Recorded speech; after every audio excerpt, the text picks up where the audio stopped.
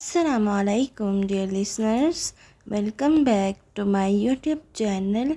اور آج مالا کی ایپیسوڈ نمبر 47 پڑھنی ہے اور پھر چیپٹر نمبر 14 آئی گیس یا 15 ہے، ختم ہو جائے گا۔ اب آئی ڈونٹ نو کون سا چیپٹر ہے، بٹ جو بھی آپ لوگوں کو پتہ ہوگا تو وہ ختم ہو جائے گا آج، اور پھر انشاءاللہ نیا چیپٹر سٹارٹ کریں گے۔ ویسے تو میں ایک نیو ناول بھی کرنے لگی ہوں سٹارٹ۔ مجھے کسی نے کومنٹ کیا تھا، آئی ڈونٹ نو کون ہے، انہوں نے کہا تھا کہ آپ جو ہیں وہ والا ناول پڑھیں، تو اب ان کی ریکویسٹ پر میں وہ ناول انشاءاللہ سٹارٹ کروں گی۔ وہ ناول میں نے پہلے سے نہیں پڑھ رکھا، تو آپ لوگوں کے ساتھ ہی ٹھیک ہے، پھر جو بھی کچھ ہوگا وہ آپس میں ہم ڈسکس کریں گے۔ تو ابھی آج کے ناول کو، آج کے ایپیسوڈ کو کرتے ہیں سٹارٹ۔ اور جن لوگوں نے پچھلے ایپیسوڈ کے بارے میں جاننا چاہتے ہیں تو تھوڑا سا ریکیپ میں دے دیتی ہوں۔ پچھلے ایپیسوڈ میں یہ ہوا تھا کہ جو کیف جمال ہے، مالا اسے ملتی ہے تو وہ اس کو کہتا ہے کہ میں تو فوٹوگرافی کا کام کرتا ہوں اور معافیا مانگتا ہے، اور کہتا ہے کہ اس بار مجھے باڈی گارڈ رکھ لیں کیونکہ آپ کو بھی ضرورت ہے۔ تو مالا پہلے منع کر دیتی ہے، لیکن پھر جب اس کو احساس ہوتا ہے کہ اس کا کوئی پیچھا کر رہا ہے تو وہ اس کو رکھ لیتی ہے۔ لیکن اب کیا کیف صحیح نیت سے آیا ہے یا غلط نیت سے، یہ تو اب آپ کو ایپیسوڈ سننے سے ہی پتہ چلے گا۔ تو جو ڈیٹیل سے سننا چاہتے ہیں اس ایپیسوڈ کو، آپ لوگ میرے چینل پہ جا کے ایپیسوڈ نمبر 46 سن سکتے ہیں۔ تو چلیں جی کرتے ہیں سٹارٹ۔ بسم اللہ الرحمن الرحیم۔ 3 برس پہلے۔ تم نے ہلال کے ساتھ ایسا کیوں کیا؟ یہ وہ پہلا سوال تھا جو اتنے دن بعد اس کو دیکھتے ہی نگینہ بیگم نے پوچھا تھا۔ انداز میں نہ گلہ تھا نہ غصہ، صرف نرمی تھی۔ یہ زیاد کا لاہور والا گھر تھا، اس کا لاؤنج ہمیشہ کی طرح نیم اندھیر تھا۔ وہ ایک پردے کے ساتھ رکھی آرم چیئر پہ بیٹھا تھا اور پیر لمبے کر کے آتمن پہ رکھے تھے۔ پردوں کے درمیان سے روشنی باریک جھری کی صورت اندر آ رہی تھی۔ وہ جھری زیاد کے آدھے چہرے پر پڑ رہی تھی، باقی آدھا تاریکی میں تھا۔ وہ مر بھی سکتی تھی۔ وہ سٹک کے سہارے چلتی ہوئی اس کے قریب رکھی آرم چیئر پہ بیٹھی۔ اس کے گھر والوں نے اس کی تلاش سے ہار مان لی۔ وہ اس جھری سے باہر دکھائی دیتے لان کو دیکھ رہا تھا، ایک آنکھ روشنی اور دوسری اندھیرے میں تھی۔ بچے کی دفعہ سب ہار مان جاتے ہیں۔ وہ دھیرے سے مسکرائی، آنکھیں نم ہوئیں سوائے اس کی ماں کے۔ پھر غور سے اس کو دیکھا۔ کیا ہے اس لڑکی میں ایسا خاص جو اس کے لیے آپ نے؟ زیاد نے چہرہ ان کی طرف موڑا۔ وہ مکمل تاریکی میں تھا، لیکن ان کی آنکھوں کو تاریکی میں دیکھنے کی عادت تھی۔ مجھ سے ایک معصوم لڑکی کا قتل کروایا؟ معصوم تو میں بھی تھی زیاد، لیکن دنیا نے کیا کیا میرے ساتھ؟ ان کا چہرہ تاریکی میں تھا، اسپاٹ، کسی تاثر کے بغیر۔ اس نے سر جھٹکا۔ کیا وہ آپ کے کام آئے گی؟ وہ ہمیشہ میرے کام کی رہے گی، لیکن اس کا راضی ہونا ضروری ہے۔ زیاد نے گردن موڑ لی، جھری واپس چہرے کو نیم روشن کرنے لگی۔ میں مزید کسی کا قتل نہیں کروں گا، میں اس کام کو چھوڑ رہا ہوں۔ وہ ایک لمحے کے لیے کچھ بول نہ سکیں۔ یہ راستہ آپ نے اپنے لیے خود چنا تھا میرے بیٹے، لیکن اس کو اب آپ کسی اور کی وجہ سے چھوڑ رہے ہو۔ میں مزید اس گناہ کی دلدل کا حصہ نہیں بنوں گا، میں واپس دبئی جا رہا ہوں۔ وہ کھڑے ہوتے ہوئے بولا۔ اب اس کا سارا وجود 2 حصوں میں بٹا تھا، تاریک اور روشن۔ وہاں کیا کرو گے؟ ایک عام سی نوکری؟ آپ میرا سب سے قیمتی اثاثہ ہو۔ میں آپ سے بہت محبت کرتا ہوں امی۔ وہ ان کی طرف نہیں دیکھ رہا تھا۔ لیکن میں مزید آپ کے اس کھیل کا حصہ نہیں بنوں گا، مجھے نجات چاہیے۔ اب آپ اس راستے پہ بہت دور آ گئے ہو، اب کوئی واپسی نہیں۔ مجھے کچھ عرصہ اس کا غم منانے دیں۔ وہ دروازے کی طرف بڑھ گیا۔ وہ پلٹ کے اسے دیکھنے لگیں۔ اور وہ لڑکی کشمالہ؟ اس طرح سے اسے پکارا۔ اس کے قدم ٹھہر گئے مگر وہ مڑا نہیں۔ مجھے صرف ایک لڑکی پسند آئی تھی اور آپ نے اسے مجھ سے دور کر دیا۔ اب مجھے کسی میں دلچسپی نہیں ہے۔ وہ آگے بڑھ گیا۔ وہ گھر سے باہر جا رہا تھا۔ اس کے جانے کے بعد چند ثانیے گزرے تھے کہ کسی کونے سے اندرانی نکل کے اس طرف آئی، زیاد کی چھوڑی ہوئی جگہ کے ساتھ آ کھڑی ہوئی۔ کیا آپ اسے سبرینا کی حقیقت نہیں بتائیں گی؟ نگینہ بیگم چونکی، پھر چہرے پہ ناگواری گزری۔ نہیں۔ گردن موڑ کے گھور کے اسے دیکھا۔ آنکھوں میں اتنی ٹھنڈک تھی کہ اندرانے کے اندر تک سرد لہر دوڑ گئی۔ اس کے بارے میں جو میرے موکل بتا چکے ہیں وہ راضی رہے گا۔ زیاد کبھی نہیں جان پائے گا کہ وہ زندہ ہے، کینیڈا میں ہے شاید، یا جہاں بھی۔ انہوں نے ناک سے مکھی اڑائی۔ اس کو زیاد کی نظروں میں مردہ رہنے دو۔ وہ میرے بیٹے کے لیے اچھی نہیں ہے۔ لیکن وہ کشمالہ، وہ اس کے لیے بھی راضی نہیں۔ اندرانی کے لہجے میں تشویش تھی۔ اور کبیرہ بھی اپنی بیٹی کے لیے۔ کبیرہ بے وقوف ہے، اس وعدے کا مطلب نہیں جانتی۔ انہوں نے نخوت سے سر جھٹکا۔ اس کا حل بھی سوچتے ہیں ہم۔ انہوں نے پیچھے کو ٹیک لگا لی اور تسبیح کے دانے گرانے لگیں۔ ابھی وہ کوئی نیا عمل کرنے کے قابل نہیں تھی، لیکن جب تک ہوں گی زیاد سنبھل چکا ہوگا۔ ان کا ذہن ایک نیا تانا بانا بننے لگا۔ بارش اس چھوٹے سے گھر کی لکڑی کو بھگو رہی تھی۔ بیربل سڑک کنارے پارک کی گئی کار میں بیٹھا تھا۔ ونڈو اسکرین پہ مسلسل وائپرز چل رہے تھے۔ وہ یہاں سے ماہر کو دیکھ سکتا تھا۔ وہ اس گھر کی چوکھٹ پہ کھڑا بار بار بیل بجا رہا تھا۔ دروازہ ہنوز بند تھا۔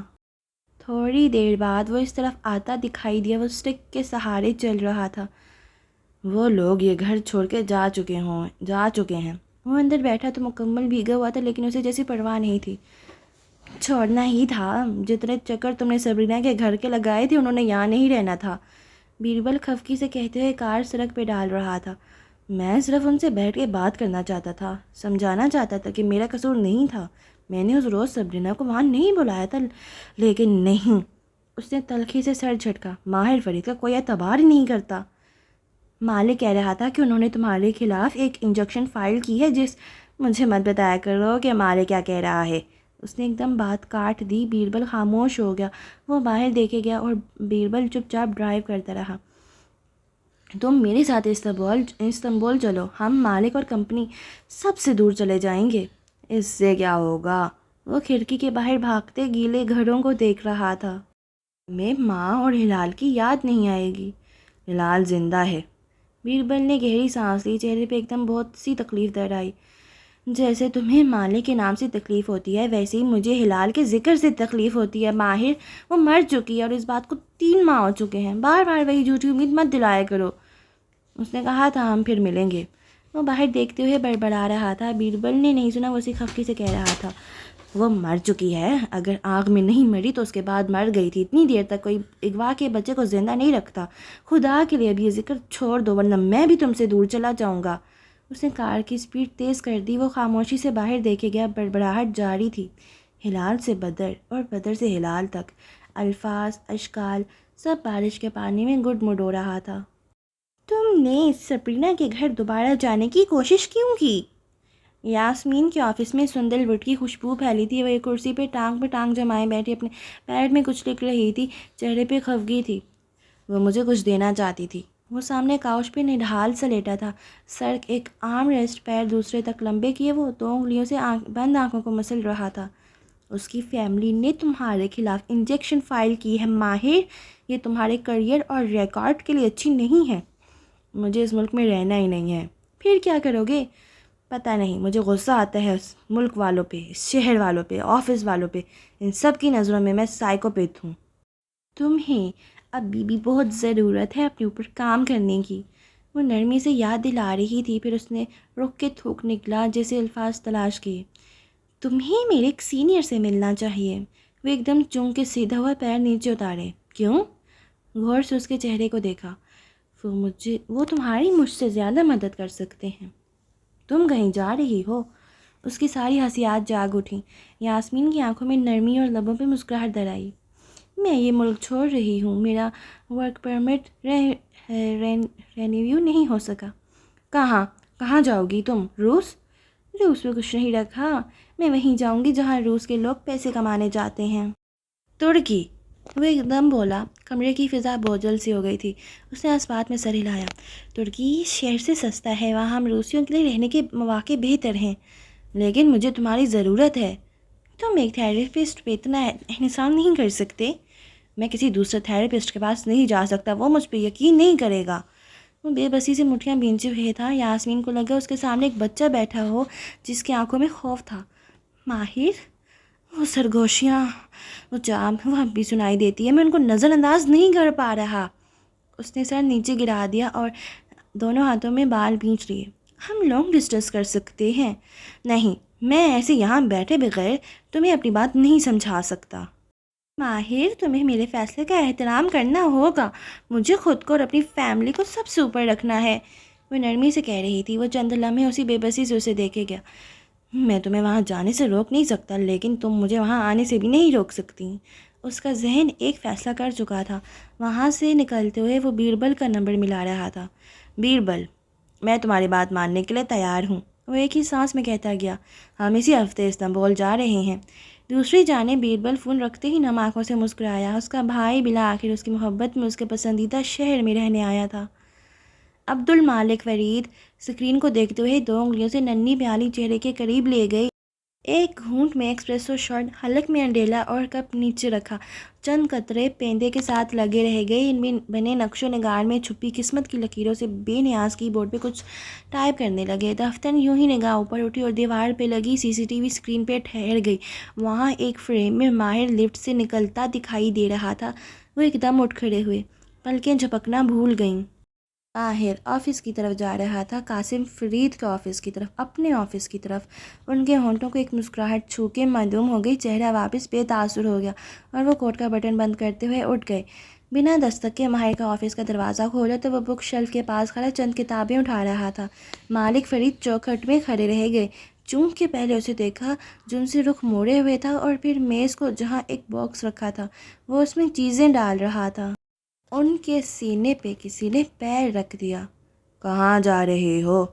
چہرہ البتہ اسپاٹ تھا۔ یہاں سے دور۔ کیوں؟ یہ تمہارا اپنا آفس ہے۔ وہ کوٹ کا بٹن کھولتے ہوئے ایک صوفے پہ بیٹھے ٹانگ پہ ٹانگ جمائی غور سے اس کی پشت کو دیکھا۔ وہی آفس جہاں سے تم نے مجھے نکالا تھا؟ ماہر نے پلٹ کے ایک چپتی ہوئی نگاہ ان پہ ڈالی۔ تمہاری سیکریٹری کا سر میں نے نہیں پھوڑا تھا، تم نے میرے لیے کوئی راستہ چھوڑا تھا کیا؟ ان کا لہجہ تیز تھا۔ ماہر سر جھٹکے واپس پلٹ گیا، ہاتھ تیزی سے اپنی قیمتی چیزیں سمیٹ رہے تھے۔ کہاں جاؤ گے؟ وہ اس کے ہاتھوں کی حرکات کو دیکھ رہے تھے۔ استنبول، ایک ڈوبتی معیشت کے شہر میں؟ انہوں نے جیسے افسوس کیا۔ تمہیں میری فکر نہیں کرنی چاہیے، لیکن تمہیں اپنے باپ کی کمپنی کی فکر ہونی چاہیے۔ تم کافی ہو سب کی فکر کرنے کے لیے۔ وہ پتلیاں سکوڑ کے غور سے اس کا چہرہ دیکھتے رہے۔ تم کسی بہتر جگہ بھی جا سکتے تھے، استنبول کیوں؟ بیربل کے لیے؟ انہیں جیسے یقین نہیں آیا تھا۔ وہ ایک فریم دیوار سے اتار کے سیدھا ہوا اور براہ راست ان کو دیکھا۔ یاسمین کے لیے۔ فریم لیے وہ میز تک آیا۔ تمہیں شاید معلوم بھی نہ ہو کہ یاسمین کون ہے، وہ میری تھیراپسٹ ہے۔ جب تم مجھے اس مینٹل اسائلم میں پھینک کے بھول چکے تھے، تب صرف اس نے میری مدد کی تھی۔ تم اس کے ساتھ لانگ ڈسٹنس بھی کر سکتے ہو، یہ تمہاری کمپنی ہے، میں ہمیشہ اس کا جنرل مینیجر رہوں گا، مالک نہیں، وہ تم ہو۔ ماہر نے زور سے باکس کا ڈھکن بند کیا۔ اس کے چہرے پہ اب برہمی در آئی تھی۔ تم نے مجھے یہاں سے نکالا تھا، میں یہاں واپس نہیں آؤں گا، نہ ہی میں تمہیں معاف کر سکتا ہوں۔ اس نے باکس اٹھایا اور چلتا ہوا مالک کے صوفے کے قریب آیا۔ اس نے کہا مجھے تمہاری معافی چاہیے۔ انہوں نے ہلکے سے شانے اچکائے۔ آف کورس، میں ابھی کس پتھر سے مخاطب ہوں۔ وہ دروازہ زور سے بند کرتا باہر نکل گیا۔ آفس ایک دم ویران ہو گیا۔ وہ تنہا بیٹھے رہ گئے۔ ان کے سامنے قاسم فرید کی سیٹ خالی پڑی تھی۔ مالک فرید کی آنکھوں میں زمانے بھر کی تکلیف اتر آئی۔ زیاد، انہوں نے تیسری دفعہ پکارا تھا، لیکن جواب ندارد۔ نگینہ بیگم کچھ دیر لاؤنج کے تخت پہ بیٹھی زیاد کے کمرے کے بند دروازے کو دیکھے گئیں، پھر اسٹک کے سہارے قدم قدم چلتی اس طرف آئیں اور دروازہ کھولا۔ کمرہ خالی تھا، نیم اندھیر۔ بھاری پردے کھڑکیوں کے آگے برابر تھے۔ زیاد، وہ چونکیں، پھر پریشانی سے دائیں بائیں دیکھا، باتھ روم بھی خالی تھا۔ کپ کپاتے ہاتھوں سے اس کی الماری کھولی، وہاں سے بہت کچھ جا چکا تھا، بالخصوص اس کا سفری بیگ جس کو وہ ہمیشہ ساتھ رکھتا تھا۔ اندر آنی، میرا فون لاؤ، اس کے بیڈ کے کنارے پہ بیٹھی اندرانی کو پکارنے لگیں۔ پیشانی پہ پسینے کے قطرے ابھرنے لگے۔ اندرانی بھاگ کے فون لے آئی، لیکن زیاد کو کال میں لانے سے پہلے وہ ٹھہر گئیں۔ اس کا 2 گھنٹے پہلے کا آیا آڈیو میسیج جگمگا رہا تھا۔ میں آج کے بعد آپ کے لیے کوئی کام نہیں کروں گا سرکار۔ انہوں نے فون بستر پہ رکھ دیا۔ زیاد کی آواز سارے میں گونجنے لگی۔ یہ میری آخری جاب تھی، میں مزید اس بوجھ کے ساتھ نہیں رہوں گا۔ ان کی آنکھیں بھیگنے لگیں۔ ہم کسی کا قتل نہیں کروں گا، کسی بے گناہ کی جان نہیں لوں گا، آپ کے لیے تو کبھی بھی نہیں۔ اندرانی چوکھٹ میں کھڑی ملال سے انہیں دیکھ رہی تھی۔ وہ سر جھکائے شکست خوردہ سی بیٹھی تھیں۔ میں نہیں چاہتا کہ میرے لیے مزید کوئی لڑکی آپ تلاش کریں، مجھے اپنی حکم عدولی کرنے پہ مجبور نہ کریں۔ آپ کی تابعداری نے مجھے اس حال تک پہنچایا ہے۔ ان کی آنکھوں سے ٹپ ٹپ آنسو بہنے لگے۔ میں کچھ ماہ آپ سے دور رہوں گا، اپنے موکلوں کو میری تلاش میں نہ بھیجیے گا ورنہ آپ مجھے کھو دیں گی۔ آڈیو میسیج یہاں ختم ہو گیا تھا، پھر چند منٹ بعد ایک دوسرا میسیج آیا تھا۔ میں آپ سے بہت محبت کرتا ہوں اور میں واپس آ جاؤں گا، لیکن ابھی نہیں، اور واپسی کے بعد بھی میں مزید اس کھیل کا حصہ نہیں بنوں گا۔ میں اس لڑکی کی آنکھیں نہیں بھول سکتا۔ فون خاموش ہو گیا، سارا گھر جیسے خاموش ہو گیا۔ اب ہم کیا کریں گے سرکار؟ کچھ بھی نہیں۔ انہوں نے چہرہ اٹھایا تو اس پہ ایک مغموم سی مسکراہٹ تھی۔ ہم زیاد کی واپسی کا انتظار کریں گے، وہ آئے گا اور وہ پھر سے ہمارا اثاثہ بنے گا۔ اس سیاہی کو چھوڑ دینا اتنا آسان ہوتا تو ہر کوئی کر لیتا۔ ان کی مسکراہٹ میں تلخی در آئی۔ اور وہ جو آپ نے لاہور میں رشتہ داروں میں مشہور کر دیا ہے کہ آپ اس دفعہ زیاد کا رشتہ کر کے جائیں گی، اس کا کیا؟ ہم کہہ دیں گے کہ ہم نے اس کی منگنی کر دی ہے۔ کچھ عرصے بعد ہم اس کی منگیتر کے مرنے کا اعلان کریں گے، اور جب تک زیاد شادی کے لیے راضی نہیں ہوتا ہم کہیں گے کہ وہ اپنی منگیتر کا سوگ منا رہا ہے۔ اس سے کیا ہوگا؟ وہ سمجھی نہیں تھی۔ منگنی ٹوٹنے کے بعد ہمارے خاندانوں میں لڑکے کو مزید اہمیت حاصل ہوتی ہے۔ بہت سے لوگ جو امید لگائے بیٹھے ہوتے ہیں ارد گرد پروانے کی طرح چکر کاٹتے ہیں، شاید اس طرح وہ اپنے احساس کمتری سے نکل آئے۔ اور وہ سبز آنکھوں والی لڑکی، وہ ایک دن خدا کے کہے گا کہ ہم اس پہ سحر عشق کریں، ہم اس وقت کا انتظار کریں گے۔ چلو اندر آنی۔ وہ اسٹک پہ دباؤ ڈالتی اٹھ کھڑی ہوئی، ان کا چہرہ پرسکون، البتہ آنکھیں بھیگی ہوئی تھیں۔ وہ اس دن کا انتظار کریں گی۔ موجودہ دن۔ موبائل کی زوں زوں نے اسے چونکایا تھا۔ ماہر نے دائیں بائیں دیکھا، اس کا موبائل کہاں تھا؟ وہ سحر کا وقت تھا۔ آسمان ہلکا نیلا اور بادلوں سے صاف تھا۔ وہاں دور دور تک سبزہ پھیلا تھا جو دم توڑتی دھوپ میں دمک رہا تھا۔ سبز کے درمیان میں روش اور گزرگاہیں بنی تھی جن پر کوئی بائک چلاتا جا رہا تھا تو کوئی پیدل قدم اٹھا رہا تھا۔ اس نیلے سبز منظر نامے کا حسن بڑھانے کے لیے جگہ جگہ چیری بلاسم کے گلابی درخت لگے تھے۔ وہ بھی ایسے ہی ایک درخت کے سائے تلے بیٹھا تھا۔ غاز پہ ننھی سی فولڈنگ ٹیبل جمائے وہ اس پہ رکھے ٹیبلٹ پہ لکیریں کھینچ رہا تھا۔ کافی کی فلاسک اور بہت سے کاغذ ساتھ رکھے تھے۔ ایسے میں موبائل کی زوں زوں نے اس کے اہنما کو توڑ دیا تھا۔ ماہر کے ماتھے پہ بل پڑے، ناگواری سے فون نکالا۔ کیف جمال۔ اس کے آبرو ناسمجھی سے اٹھے۔ وہ اسے فیس ٹائم پہ کال کر رہا تھا، یہ اب اتنی عرصے بعد کیوں؟ ماہر نے سبز بٹن دبایا، ویڈیو کال آن ہوئی۔ ہیلو مسٹر ماہر فرید۔ کیف جمال کا مسکراتا چہرہ اسکرین پہ دکھائی دیا۔ ماہر کے ماتھے کی شکنوں میں اضافہ ہوا، آنکھوں کی پتلیاں سکوڑ کے اسے دیکھا۔ مجھے بنا اجازت کسی کا کال کرنا پسند نہیں ہے۔ کیا سرپرائزز بھی پسند نہیں ہیں؟ وہ مسکرایا۔ اس سے پہلے کہ وہ بیزاری سے کچھ کہتا کیف نے کیمرہ فلپ کیا۔ وہاں ایک منظر دکھائی دینے لگا۔ میری نئی امپلائر سے ملو۔ کسی مال کے اندر ایک کافی شاپ کا چکور احاطہ، وہاں کاؤنٹر پہ ایک لڑکی کھڑی ساتھ کسی سے کچھ کہہ رہی تھی، سر پہ پی کیپ، سامنے ایپرن پہنے۔ ویڈیو کال کی کوالٹی بہت اچھی نہیں تھی لیکن وہ ایک دم سیدھا ہو کے بیٹھا۔ تنے کی ٹیک چھوڑ دی۔ وہ مالا تھی، اسے مجمع میں بھی پہچان سکتا تھا اور بنا چاند کے اندھیری رات میں بھی۔ اور کال کٹ گئی۔ اس کے ماتھے کی ساری شکنیں غائب ہو گئیں۔ ٹیبلٹ، اسکیچ، کافی فلاسک، سب غیر ضروری ہو گیا۔ تیزی سے کال بیک کا بٹن دبایا۔ سوری ماہر بھائی، کال کٹ گئی تھی۔ کیف جمال ٹھٹھائی سے مسکرایا۔ میں آج کل کشمانہ مبین کا باڈی گارڈ ہوں۔ تم وینکوور میں کیا کر رہے ہو؟ وہ آنکھیں چھوٹی کر کے اس کا چہرہ پڑھنے کی کوشش کر رہا تھا۔ اوہ، یعنی آپ جانتے ہیں کہ وہ وینکوور میں ہے؟ واہ! اس کے آبرو ستائشی انداز میں اٹھے آنکھوں میں عجیب سی چمک تھی۔ میں نے اسے معافی مانگ لی ہے اور اب وہ میرے اعتبار کرتی ہے، اس لیے مجھے نوکری دے دی ہے۔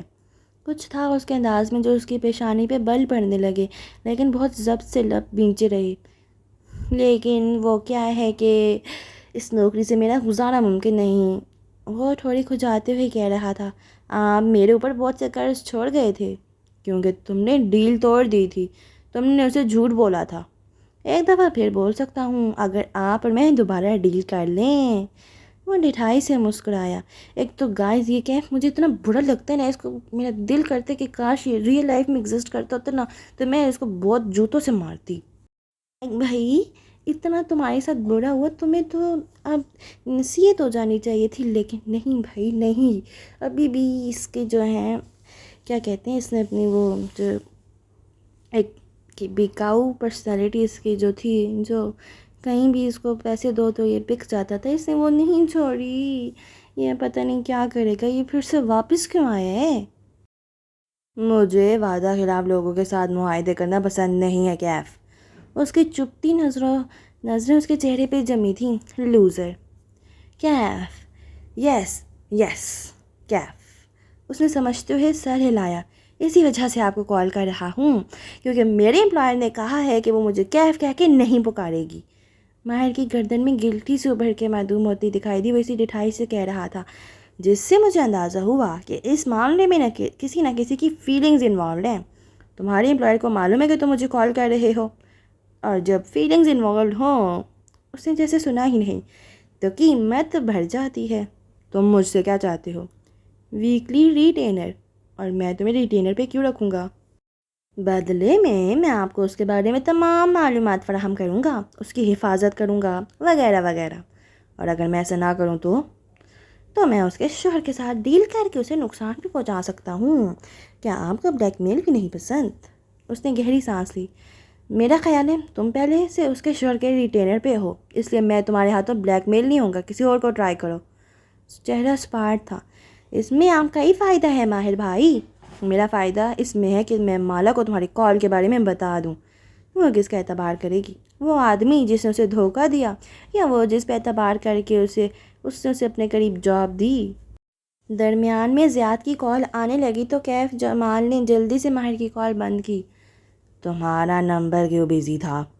سوری، بہن سے فیس ٹائم کر رہا تھا، گڑبڑا کے کہا، پھر فون کان سے لگائے سنے گیا۔ جی میری جاب کا آج پہلا دن ہے۔ جی میں اس پہ نظر رکھے ہوئے ہوں۔ نہیں ابھی کچھ خاص نہیں ہوا، اس کی بہن ملنے آئی ہوئی ہے۔ زیاد کو تمام معلومات فراہم کرنے کے بعد کیف جمال نے فون رکھا، کچھ دیر وہاں بیٹھا کچھ سوچتا رہا۔ وہ کافی شاپ کے سامنے ایک آئس کریم پارلر کی کرسیوں پہ بیٹھا تھا۔ مالا نے اس کو یہیں بیٹھنے کا کہا تھا، یہاں سے وہ اس کو ڈسٹرب کیے بغیر اس کے ارد گرد بھی نظر رکھ سکتا تھا۔ اس وقت وہ کیش کاؤنٹر پہ کھڑی اپنی بہن سے کسی بحث میں مشغول تھی۔ کیف ان کی آوازیں نہیں سن سکتا تھا۔ کچھ سوچتے ہوئے اس نے کال لاگ میں سے زیاد اور ماہر کو کی جانے والی کال ڈیلیٹ کی، صرف ماہر کی انکمنگ کال بچائی رکھی۔ پھر وہ جگہ سے اٹھا اور مال کی راہداری عبور کر کے کافی شاپ تک آیا۔ میم، وہ کھنکارا۔ جلدی بولو۔ وہ ماہی کو چھوڑ کے وہیں اس طرف آئی، وہ قدرے بیزار لگ رہی تھی۔ مجھے ابھی ماہر فرید کی کال آئی ہے، اس نے قدرے حیرت سے کہتے ہوئے اسکرین اس کے سامنے کی۔ وہ چونکہ پھر ماتھے پہ بل پڑے۔ کیا چاہتا ہے وہ؟ مجھ سے آپ کے بارے میں پوچھ رہا تھا۔ میں نے کہا میں نہیں جانتا آپ کہاں ہیں۔ وہ تعجب سے کہہ رہا تھا۔ کہہ دیتے میں تمہارے سامنے ہوں، جو کرنا ہے کر لو۔ اکتا کے بولی اور واپس چلی گئی۔ کیف نے مسکرا کے کندھے اچکا دیا، اب ماہر اسے کچھ بتا دے تب بھی وہ اس پہ اعتبار نہیں کرے گی۔ ماہی کاؤنٹر پہ اسی طرح خفا سی کھڑی تھی۔ وہ آج صبح سویرے ہی وینکوور آ گئی تھی۔ اس کا مقصد مالا کو طلاق واپس لینے کے فیصلے سے باز رکھنا تھا، لیکن جب اس نے زیادہ اصرار کیا تو وہ چڑ گئی۔ میں یہ نہیں کہا کہ طلاق نہیں لوں گی، یہ کہا ہے کہ ابھی نہیں لے رہی۔ لیکن کیوں؟ اور وجہ سننے کے بعد مابین مبین چند لمحے تو کچھ بول ہی نہیں سکی، اور اس کے بعد وہ بولنا شروع ہوئی تو اب تک خاموش نہیں ہوئی تھی۔ تمہیں اس بچے کو دنیا میں نہیں لانا مالا، کسی صورت نہیں، تم بندھ جاؤ گی۔ It's a girl. وہ بلینڈر پہ جھکی اس میں کچھ ڈال رہی تھی۔ ماہی سانس لینا بھول گئی۔ تمہیں ابھی سے کیسے؟ مجھے معلوم ہے۔ اس نے بلینڈر کا بٹن دبا دیا، شور بلند ہوا۔ ماہی اس شور کے باوجود بولتی رہی اور وہ شور پہ توجہ مرکوز کی رہی۔ بٹن بند کیا تو سنا وہ کیا کہہ رہی تھی؟ تمہیں فتویٰ مل جائے گا، یقیناً مل جائے گا، ابھی اتنا وقت نہیں گزرا، پلیز اسے جان چھڑاؤ۔ اس نے بنا کچھ کہے بلینڈر سے جگ علیحدہ کیا اور اسے گلاس میں انڈیلا، سرخ سمودی جھاگ سمیت کانچ کے جار میں بھرتی گئی۔ دیکھو میری بات سنو، یہاں ایبارشن لیگل ہے، ہاں گناہ ہے، ٹھیک ہے۔ اس نے نگاہیں چرائیں۔ لیکن فتویٰ لے لیں گے یار، تمہاری آگے پوری زندگی پڑی ہے، زیادہ سے طلاق لے لو اور کسی اچھے بندے سے شادی۔ مالا نے زور سے گلاس کاؤنٹر پہ رکھا۔ ماہی کے الفاظ دم توڑ گئے۔ تمہیں لگتا ہے اب میں ساری زندگی شادی کے بارے میں سوچ سکتی ہوں؟ میں بے یقینی سے اسے دیکھ رہی تھی۔ تم ایسا سوچ بھی کیسے سکتی ہو ماہی؟ تمہارا کیا بگڑا ہے مالا؟ امیج بگڑ گیا ہے، ساری دنیا کے مردوں کا امیج میری نظروں میں بگڑ گیا ہے، سب ایک جیسے ہوتے ہیں۔ 3 پیپر نیپکن باکس سے نکالے اور اسے گھورتے ہوئے تھمائے۔ اچھے مرد بھی ہوتے ہیں۔ ماہی کی آواز پست تھی۔ کہاں ہوتے ہیں؟ کم از کم میری دنیا میں نہیں ہوتے۔ میں اب کسی مرد پہ بھروسہ نہیں کر سکتی، آئندہ یہ بات مت کرنا۔ سرخ مشروب کے چند چینٹے کاؤنٹر پہ گرے۔ وہ ایک باریک تولیہ لیے اس جگہ کو صاف کرنے لگی، جھکے چہرے پہ خفگی تھی۔ اوکے مت کرو شادی، لیکن بچے کی زنجیر۔ اس کا فون بجنے لگا تو اس نے ماہی کو روک دیا۔ غیر شناسا نمبر تھا، شاید کسی ٹیلی مارکیٹر کا تھا یا اسکیم کال جو کینیڈا میں ہر وقت موصول ہوتی تھی۔ بہانے سے کریڈٹ کارڈ ڈیٹیلز مانگنا۔ ہیلو، وہ پہاڑ خانے والے لہجے میں بولی۔ Kashmala be be. اندرانی کی آواز پہچاننے میں اسے چند لمحے لگے۔ بڑی بی بی، نگینا بی بی۔ وہ رو رہی تھی، وہ مر رہی ہیں۔ اس نے سینے پہ ہاتھ رکھ لیا۔ پلیز آپ ادھر آ جائیں۔ اگلے ہی لمحے وہ ایپرن کی ڈوریاں کھول رہی تھی۔ کیف جمال کی کال کے بعد اس نے اسکیچ بک اور ٹیپ پرے ڈال دیے تھے۔ وہ تب سے اب تک ایسے ہی بیٹھا تھا، درخت کے تنے سے ٹیک لگائے، ماتھے پہ بل لیے، ناگواری سے کچھ بڑبڑاتا ہوا۔ سارا موڈ خراب ہو گیا تھا۔ وہ اس لوزر کو کیسے اپنے پاس جاب دے سکتی تھی؟ وہ اس پہ کیسے اعتبار کر سکتی تھی؟ چیری بلاسمز کا گلابی پن جیسے راکھ بن چکا تھا۔ کتنی ہی دیر وہ برہمی سے آبرو اکٹھے کے کچھ سوچتا رہا۔ اسے معلوم تھا کہ اسے کیا کرنا ہے، لیکن وہ کرنے سے پہلے اسے 2 انسانوں سے بات کرنی تھی۔ سوزین کی لا فرم کی عمارت کی دیواریں ساؤنڈ پروف تھیں، جن کے باعث استنبول کے بے ہنگم ٹریفک کا شور اندر داخل نہیں ہوتا تھا۔ وہ اپنے آفس میں بیٹھی ایک موٹی سیاہ کتاب کھولے اس میں کچھ تلاش کر رہی تھی جب دروازہ بجا۔ اس نے تھکان بھرا چہرہ اٹھایا، آنکھ کھلے دروازے میں بیربل فرید کھڑا تھا۔ مرحبا۔ وہ مسکرایا، البتہ وہ نہیں مسکرائی، ماتھے پہ شکن ڈالے ٹھک سے کتاب بند کی۔ بک مارک صفحات کے وزن کے اندر دب گیا۔ میں بغیر اپارٹمنٹ کے کسی سے نہیں ملتی۔ اچھا، میں مل لیتا ہوں۔ وہ ڈٹھائی سے مسکراتا ہوا آگے آیا اور کرسی کھینچی۔ اور بنا کہیں بیٹھ بھی جاتا ہوں۔ اطمینان سے ٹانگ پہ ٹانگ جما لی، مسکراہٹ چہرے سے جدا نہیں ہو رہی تھی۔ سوزین نے تھکاوٹ سے اسے دیکھا۔ گھگریالے بالوں والا، کلاہیوں میں زنجیریں اور سیاہ بینڈز پہنے، کان میں بالی پروئے، سویٹس پینٹس پہ سفید شرٹ پہنے، وہ ہمیشہ کی طرح حشاش پشاش دکھائی دے رہا تھا۔ کیوں آئے ہو؟ چائے پینے؟ سوزی نے اسے گھورتے ہوئے انٹرکام اٹھایا۔ ایک چائے، شکر کے بغیر۔ پھر ریسیور زور سے رکھا۔ کیوں آئے ہو؟ سوال دہرائے۔ وہ سنجیدہ اور قدرے تھکی ہوئی دکھائی دیتی تھی۔ ایک بات میرے دل پہ بوجھ ڈالے ہوئی تھی، سوچا تم سے ڈسکس کر لوں۔ میرے آفس کے دروازے پہ وکیل لکھا ہے یا تھیراپسٹ؟ مجھے دونوں کی ضرورت نہیں ہے، صرف ایک سننے والا کان چاہیے۔ ویسی ڈٹھائی سے مسکرایا۔ کہو۔ اس نے پیچھے کو ٹیک لگا لی اور انگلیاں باہم پھنسائے غور سے اسے دیکھنے لگی۔ خاکی کوٹ میں ملبوس، کانوں میں سنہرے ٹاپس پہنے، وہ بال کیچڑ میں باندھے ہوئی تھی۔ چہرے پہ میک اپ اس بار بھی نقص سے موجود تھا، البتہ پیشانی کے بل بوٹیکس کے باوجود دکھائی دیتے تھے۔ مجھ سے ایک غلطی ہو گئی ہے۔ وہ سنجیدہ ہوا۔ ایک کے آگے کتنے صفر لگاؤں؟ وہ بے اختیار ہنس دیا۔ وہ بھی ہلکا سا مسکرائی، پھر چہرے کو دوبارہ سنجیدہ کر لیا۔ میں ماہر کے جیل جانے کی وجہ سے اپ سیٹ تھا۔ وہ ایک دفعہ پہلے اس ذہنی امراض کے اسائلم میں بھی قید ہوا تھا، اور وہ ٹراما مجھے آج بھی یاد ہے۔ بیربل کی مسکراہٹ اب مدھم ہو گئی تھی۔ وہ غور سے سننے لگی۔ اور مجھے لگا ان سارے مسئلوں کی وجہ مالا ہے۔ زیاد کی بیوی؟ وہ چونکی۔ بیربل نے آس بات میں سر ہلایا۔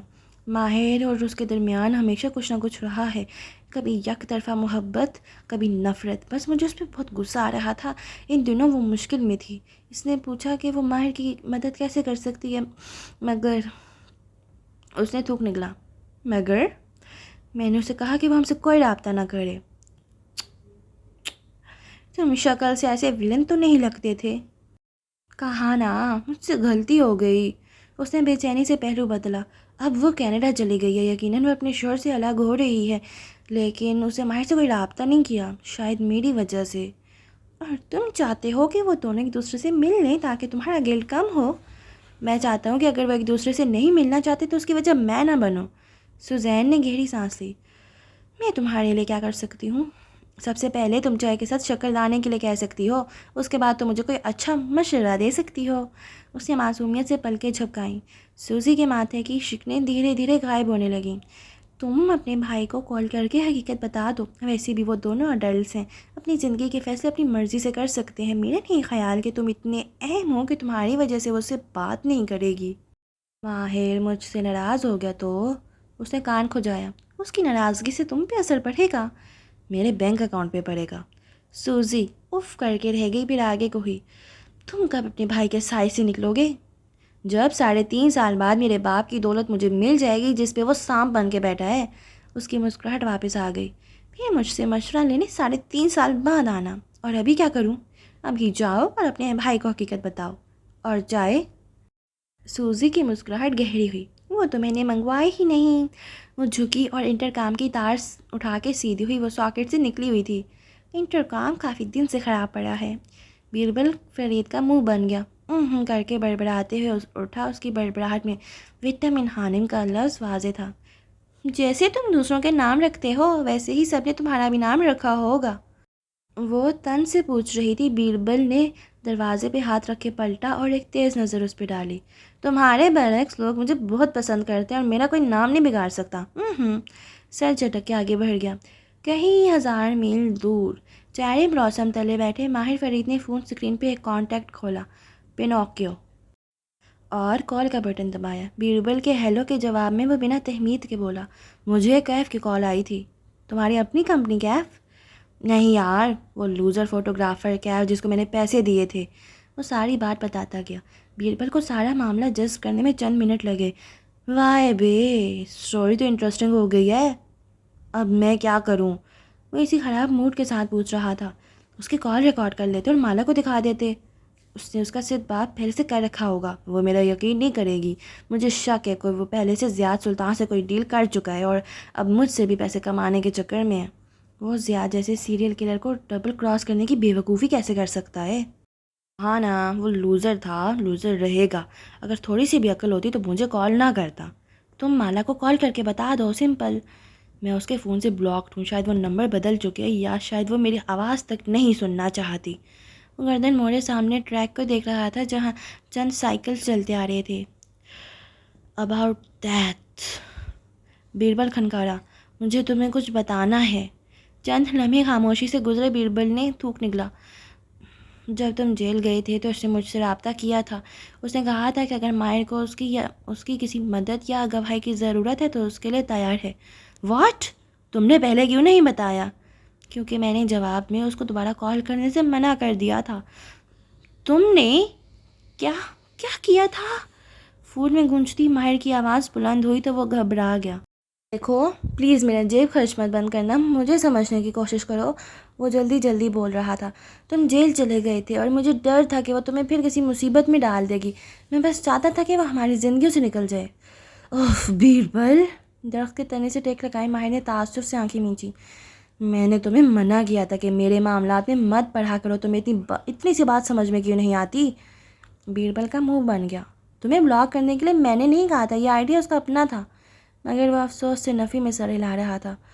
تم ہر چیز پر سیدھا کیوں کر دیتے ہو؟ تم آسان بنا دو نا اسے کیف جمال کی حقیقت بتا کے۔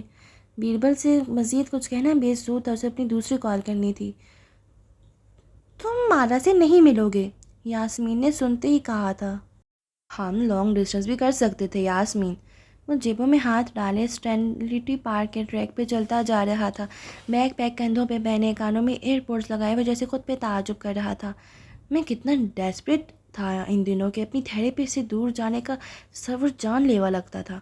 بات مت بدلو، تم مجھ سے نہیں ملو گے۔ وہ خفا نہیں تھی، پرسکون اور سنجیدہ تھی۔ ملنے میں کیا عرض ہے؟ ٹریک پہ آگے پیچھے بہت سے لوگ اپنے کتوں کی زنجیریں تھامے ٹہل رہے تھے۔ ان میں سے اکثر ان کتوں کے مالک نہیں تھے بلکہ ڈاگ واکر سے، جن کو ان کتوں کے مصروف مالکان نے اس لیے ہائر کیا تھا کہ ان کے پاس اپنے کتوں کو ٹہلانے کا وقت نہ تھا۔ کیونکہ میں جانتی ہوں تمہارے ذہن میں کیا چل رہا ہے، تم اس کی محبت میں مبتلا ہو۔ وہ وقت بیت چکا ہے، اب وہ شادی شدہ ہے اور اس کو اپنی شادی کی حقیقت معلوم ہو چکی ہے، وہ اسی صاف گوئی سے کہہ رہی تھی۔ اور تمہیں دور اندر امید بن رہی ہے کہ وہ تمہیں معاف کر دے گی۔ ایسا کچھ نہیں ہے، اسے سر جھٹکا، البتہ چہرے پہ بے چینی سی نمودار ہوئی تھی۔ ایسا ہی ہے، تمہارے اندر اس وقت یہی سب چل رہا ہے۔ وہ اپنے شوہر کو چھوڑ دے اور تمہارے پاس آ جائے۔ وہ خاموشی سے روش پہ قدم اٹھاتا رہا۔ کیونکہ معاشرے نے، سطحی لٹریچر اور فلموں نے تمہیں یہی سکھایا ہے کہ تمہاری پسند کی لڑکی اگر تمہیں چھوڑ کے کسی غلط انسان سے شادی کر لے تو جیسے ہی وہ اس سے الگ ہو تم دونوں کو ایک ہو جانا چاہیے۔ میں نے کہا نا ایسا نہیں ہے، حالانکہ حقیقی زندگی میں ایسا نہیں ہوتا۔ طلاق آسان نہیں ہوتی ماہر، چاہے وہ ایک سیریل کلر اور ایبیوزو شوہر سے لی گئی ہو۔ وہ تلخ ہوا۔ چاہے وہ دنیا کی بدترین انسان سے لی گئی ہو، کیونکہ وہ حالات جو انسان کو طلاق تک لے کر گئے ہوتے ہیں وہ اس کی ذات کو بری طرح مس کر دیتے ہیں۔ کافی شاپ کے سامنے رکھی ایک میز کے ساتھ مالا کھڑی تھی، پی کیپ پہنے، سر جھکائے وہ ایک جگ سے میز پہ رکھے کیکٹس کے گملے کو پانی دے رہی تھی، احتیاط سے قطرہ قطرہ۔ پیچھے سے پیٹ نے اس کے کندھے پہ ہاتھ رکھا تو وہ ڈر کے اچھلی، جگ ہاتھ سے گر گیا، سارا پانی فرش پہ بہہ گیا۔ سوری۔ وہ سنبھل کے معذرت کرتی جلدی پیپر ٹاول نکالنے لگی، شیلڈن پانی سے بھیگا کھڑا تھا۔ کوئی بھی رشتہ سیاہ یا سفید نہیں ہوتا، ہر طلاق لینے والے میاں بیوی کا آپس میں ایک اچھا وقت بھی گزرا ہوتا ہے، وہ اچھی یادیں کسی ناسور کی طرح رستی رہتی ہیں۔ وہ ہاربر پہ بنے ایک واٹر فرنٹ پہ بیٹھی تھی، تھوڑے گھٹنوں سے ٹکائے وہ سامنے بیٹھے پانی کو دیکھ رہی تھی۔ افق پہ نارنجی گیند دھیرے دھیرے پانی میں ڈوبتی دکھائی دے رہی تھی اور اس کی زرد روشنی میں بہت سے مناظر ابھر رہے تھے۔ وہ سفید کامدار لباس میں بیٹھی مسکرا کے نکاح نامے پہ دستخط کر رہی تھی۔ وہ اور زیاد ساتھ مالدیپ کے اس ریزورٹ کے پرائیویٹ ساحل پہ بیٹھے تھے۔ وہ کچھ کہہ رہا تھا اور وہ ہنس رہی تھی۔ وہ ڈرائیو کر رہا تھا اور وہ فرنٹ سیٹ پہ بیٹھی مسکرا کے باہر دیکھ رہی تھی۔ وہ زری ستارے والے لباس اور گہرے میک اپ میں تھی۔ وہ شادی کے بعد ہونے والی کسی دعوت پہ جا رہے تھے۔ ایبیوزو شادی کو ختم کرنا اتنا آسان نہیں ہوتا، طلاق کی طرف جاتا ہر قدم اٹھاتے وقت عورت گلٹ کا شکار ہوتی ہے۔ کیا وہ درست کر رہی ہے؟ کیا وہ بدل نہیں سکتا؟ کیا اسے ایک اور چانس دینا چاہیے؟ وہ سیون فوڈس کے کاؤنٹر پہ کھڑی اپنی گروسری کو بیگز میں ڈال رہی تھی۔ دفتن پلٹ کے دیکھا، اس سے قدرے فاصلے پہ کیف جمال کھڑا تھا۔ اسے دیکھ کے سر کو آس پاس میں جنبش دی، جیسے تسلی دی ہو کہ وہ قریب ہے، کوئی اس کا کچھ نہیں بگاڑ سکے گا۔ وہ ہلکا سا مسکرائی اور واپس اپنی ٹرالی کی طرف جھک گئی۔ اور طلاق ہونے کے کچھ عرصے بعد تک عورت کے اندر یہی سب چلتا رہتا ہے۔ کیا اس نے درست کیا؟ کہیں وہ پچھتائے گی تو نہیں؟ ایبیوزو شادیاں لڑکیوں کی سیلف اسٹیم کو تباہ کر دیتی ہیں، ان کا اپنے اوپر سے اعتبار ختم ہو جاتا ہے۔ رات اس اپارٹمنٹ بلڈنگ کو سیاہ پروں میں چھپائی ہوئی تھی۔ وہ بتیاں بجھائے کھڑکی کے پردے برابر کر رہی تھی۔ ایک جھری سے باہر جھانکا کیف اپنی کار پہ وہاں سے جاتا دکھائی دے رہا تھا۔ ایک طلاق کے تجربے سے گزرتی عورت ذہنی طور پر اتنی توڑ پھوڑ کا شکار ہوتی ہے کہ وہ اگلی شادی یا اگلے مرد کے بارے میں سوچ بھی نہیں سکتی۔ نہ سوچنا چاہیے۔ جو عورتیں ایک شادی سے نکل کے فوراً کسی دوسرے رشتے میں خود کو داخل کر لیتی ہیں اس خوف سے کہ وہ کہیں اکیلی نہ رہ جائیں، وہ بہت بڑی غلطی کرتی ہیں۔ کمرے میں نیم اندھیرا تھا۔ اس کی روم میٹ اپنے بستر پہ کروٹ لیٹے سو رہی تھی، مگر وہ جاگی ہوئی تھی۔ قالین پہ بیٹھے دیوار سے ٹیک لگائے وہ اسکیچ بک پہ تیز انگلیاں چلا رہی تھی، آنکھیں بھیگی ہوئی تھی۔ ایک پھولوں سے سجی بیکری کا خاکہ سا ابھر رہا تھا۔ کسی مرد کو طلاق سے گزرتی عورت کی زندگی میں کچھ عرصے تک بالکل مداخلت نہیں کرنی چاہیے، کیونکہ وہ عورت کا ایک ولنریبل وقت ہوتا ہے، ایسے میں درست فیصلے نہیں کر سکتی، وہ خوف اور بے اعتباری کا شکار ہوتی ہے۔ ایسے اسے پہلے خود کو ہیل کرنا ہوتا ہے، اپنے زخموں کو بھرنا ہوتا ہے، اپنی ذات کا اعتبار واپس حاصل کرنا ہوتا ہے، اس کے بعد اسے کسی نئے تعلق میں جانا چاہیے، ورنہ اس کا اگلا تعلق بھی کامیاب نہیں ہوتا۔ وہ خاموشی سے ٹریک پہ چلتا کانوں میں گونجتی یاسمین کی آواز سن رہا تھا۔ طلاق لینے والے اکثر لوگ اکیلے رہ جانے کے خوف سے ایک بہت بڑی غلطی کرتے ہیں۔ وہ سمجھتے ہیں کہ طلاق نے جن کو زخم دیا ہے، وہ جو دکھ اور غم ان کی ذات کے اندر بیٹھ گیا ہے، یہ اگلی شادی سے ٹھیک ہو جائے گا۔ ان کو جیسے کسی نئے شخص سے محبت ہوگی، وہ ان کا زخم بھر دے گا۔ وہ پارک کے دہانے تک آن پہنچا تھا، اس کا رخ پارکنگ میں کھڑی اپنی کار کی جانب تھا۔ حالانکہ اس دنیا کا حساب الٹا ہے، انسان کو ایسے نہیں بنایا گیا کہ کوئی دوسرا انسان اس کے ٹوٹے دل کو جوڑ سکے۔ انسان کو بریک اپ کے بعد خود کو تندرست کرنا ہوتا ہے، اپنی ذات پہ فوکس کرنا ہوتا ہے۔ پھر جب وہ اپنے آپ میں مطمئن ہو جاتا ہے، خوش اور خود انحصار، تب اسے اگلے تعلق کے بارے میں سوچنا چاہیے۔ وہ زخموں سے بھرا دل لے کر اگلے تعلق میں جائے گا تو دوسرے انسان کو بھی زخمی کر دے گا۔ زیاد نے مالا کے ساتھ یہی کیا تھا، وہ پرانے زخم سے خود کو تندرست کیے بغیر نئے تعلق میں بندھ گیا تھا، اس لیے وہ خوش نہیں رہ سکا۔ وہ بڑبڑا رہا تھا، وہ یقیناً اس میں کسی دوسری عورت کو تلاش کر رہا تھا۔ چونکہ وہ اندر سے ناخوش تھا تو اسے لگا اس کے کرب کی وجہ مالا ہے۔ اس نے اپنے اندر کی ناخوشی اپنے رشتے میں انڈیل دی اور یوں اسے وہ چھوڑ کے چلی گئی۔ وہ کار کے ساتھ ٹیک لگائے کھڑا تھا، خاموشی سے اسے سنتا ہوا۔ اس وقت اس کی زندگی میں واپس جا کے تم اس کو کنفیوز کرو گے، اس لیے اسے اپنے لیے ذات کو چھوڑنا ہے، تمہارے لیے نہیں ماہر۔ میں اسے اس لیے نہیں ملنا چاہتا یاسمین، وہ بے بسی سے ہاتھ اٹھائے کہہ رہا تھا۔ پارکنگ لاٹ میں کھڑا تنہا مرد جسے دور سے دیکھو تو لگے کہ وہ خود سے باتیں کر رہا ہے۔ وہ مشکل میں ہے اور میں اسے نکالنا چاہتا ہوں۔ وہ میری کلائنٹ نہیں ہے، تم ہو، مجھے تمہاری بھلائی سوچنی ہے، اور اگر تم اس وقت اس کی زندگی میں گئے تو تم خود کو اور اس کو دونوں کو ہرٹ کرو گے۔ اسی لیے تو میں تمہارے ساتھ لانگ ڈسٹنس نہیں کرتا یاسمین خانم۔ افسوس سے سر جھٹکتے اس نے ایئرپورٹ کان سے نکالا، اسے معلوم تھا اس نے کیا کرنا ہے۔ زیاد باہر آئے گا تو ہم اندر آئیں گے۔ ماہی نے نگینہ بیگم کے کمرے میں داخل ہوتے ہی دو ٹوک کہا تھا۔ وہ ایک وسیع اور روشن کمرہ تھا، نیلے اور سفید رنگ سے آراستہ، جیسے اس کے شہر کے اسپتالوں کے کمرے ہوتے تھے۔ نگینہ بیگم بیڈ پہ لیٹی تھیں اور زیاد سامنے ایک کاؤچ پہ سر جھکائے بیٹھا تھا۔ اندرانی نہیں اندر آئی تو اس نے سر اٹھایا اندرانی انہیں اندر لائی تو اس نے سر اٹھایا۔ مالا کو دیکھتے ہی وہ تیزی سے اٹھ کھڑا ہوا، لیکن پھر ماہی کے الفاظ پہ اس کے تنے اعصاب ڈھیلے پڑ گئے۔ وہ مالا کا ہاتھ تھامے ہوئے تھی جو صرف نگینہ بیگم کو دیکھ رہی تھی۔ ان کے چہرے کے ایک حصے پہ بینڈیج لگے تھے اور بہت سی نالیاں ان کے جسم کے ساتھ پیوست تھیں۔ آپ آ جائیں، میں باہر جا رہا ہوں، زیاد سنجیدگی سے کہتا دروازے کی طرف بڑھا۔ وہ دونوں ایک طرف ہٹ گئیں، وہ ان کے ساتھ سے نکل کے چلا گیا۔ ماہی البتہ اس کو گھورتی رہی یہاں تک کہ وہ کوریڈور کے دوسرے سرے پہ گم نہ ہو گیا۔ پھر اس نے ناخوشی سے مالا کو دیکھا، وہ بہت فکر مندی سے نگینہ بیگم کو دیکھ رہی تھی۔ ہمیں کیا ضرورت تھی آنے کی؟ ماہی اس کے کان میں گھسی۔ وہ ایک ماں ہے، مائیں ایک جیسی ہوتی ہیں ماہی، کبھی ہماری ماں بھی ایسے اسپتال میں تھیں۔ مالا نے پلٹ کے اسے گھورا۔ ماہی کے ماتھے کے بل قدرے سیدھے ہوئے، ندامت سے تھوڑی جھکا دی۔ اور وہ میرے ساتھ ہمیشہ اچھی رہی ہیں زیاد، اور میرا معاملہ ایک طرف، میری انسانیت ابھی ختم نہیں ہوئی کہ میں ان کی بیمار پرسی کرنے نہ آؤں، سرگوشی میں کہہ کے وہ نگینہ بیگم کی طرف مڑی۔ وہ ابھی نیند سے جاگی تھیں، بدقت آنکھیں کھول کے انہیں دیکھا، پھر گیلی پلکوں سے مسکرائیں۔ آنٹی آپ کیسی ہیں؟ وہ نرمی سے پوچھتی ان کے قریب آئی، پیچھے کھڑی ماہی کے ماتھے پہ پھر سے سلوٹیں پڑنے لگیں۔ بس اللہ جس حال میں رکھے، آپ کیسی ہو؟ وہ اب مسکرا کے اسے دیکھ رہی تھیں۔ وہ جواباً کچھ کہنے لگی، لیکن ایک دم فضا میں وہی بوجھل پن سا چھانے لگا۔ اس نے چونک کے ماہی کو دیکھا، وہ اب بھی ناخوش تھی۔ میں باہر جا رہی ہوں، اسی برے موڈ سے کہتی وہ باہر نکل گئی۔ مالا نے دائیں بائیں دیکھا، کیا تھا اس کمرے میں؟ کسی دوا کی بو، یا ہسپتال کی گھٹن، یا جیسے اس نے بے اختیار سینے پہ ہاتھ رکھا، کوئی سیاہ بادل ہو جو ہسپتال کے کمرے کی فضا میں آن ٹھہرا ہو، اس کے اندر اتنا دھواں بھرا ہو کہ سانس لینا دشوار تھا۔ میں ٹھیک ہوں، وہ بے دقت مسکرائی۔ مالا، انہوں نے اپنا کپ کپاتا ہاتھ اس کی طرف بڑھایا۔ مالا کی نظریں اس پہ جھکیں۔ ہاتھ میں آئی ہوئی لائن لگی تھی۔ ہسپتال کے گاؤن کے آدھے آستین تھے، وہ کوہنی تک ان کا بازو دیکھ سکتی تھی۔ اس بازو پہ ایک نشان تھا، سلیب سے ملتا جلتا، اور ساتھ دو نقطے۔ اس نے پہلے یہ کبھی نہیں دیکھا تھا۔ وہ ہمیشہ پوری آستین کے شلوار قمیض پہنتی تھیں۔ زیاد سے صلح کر لو۔ انہوں نے اس کا ہاتھ تھام لیا، آنکھوں میں آنسو تھے۔ آنٹی، میں یہ بات نہیں کرنا۔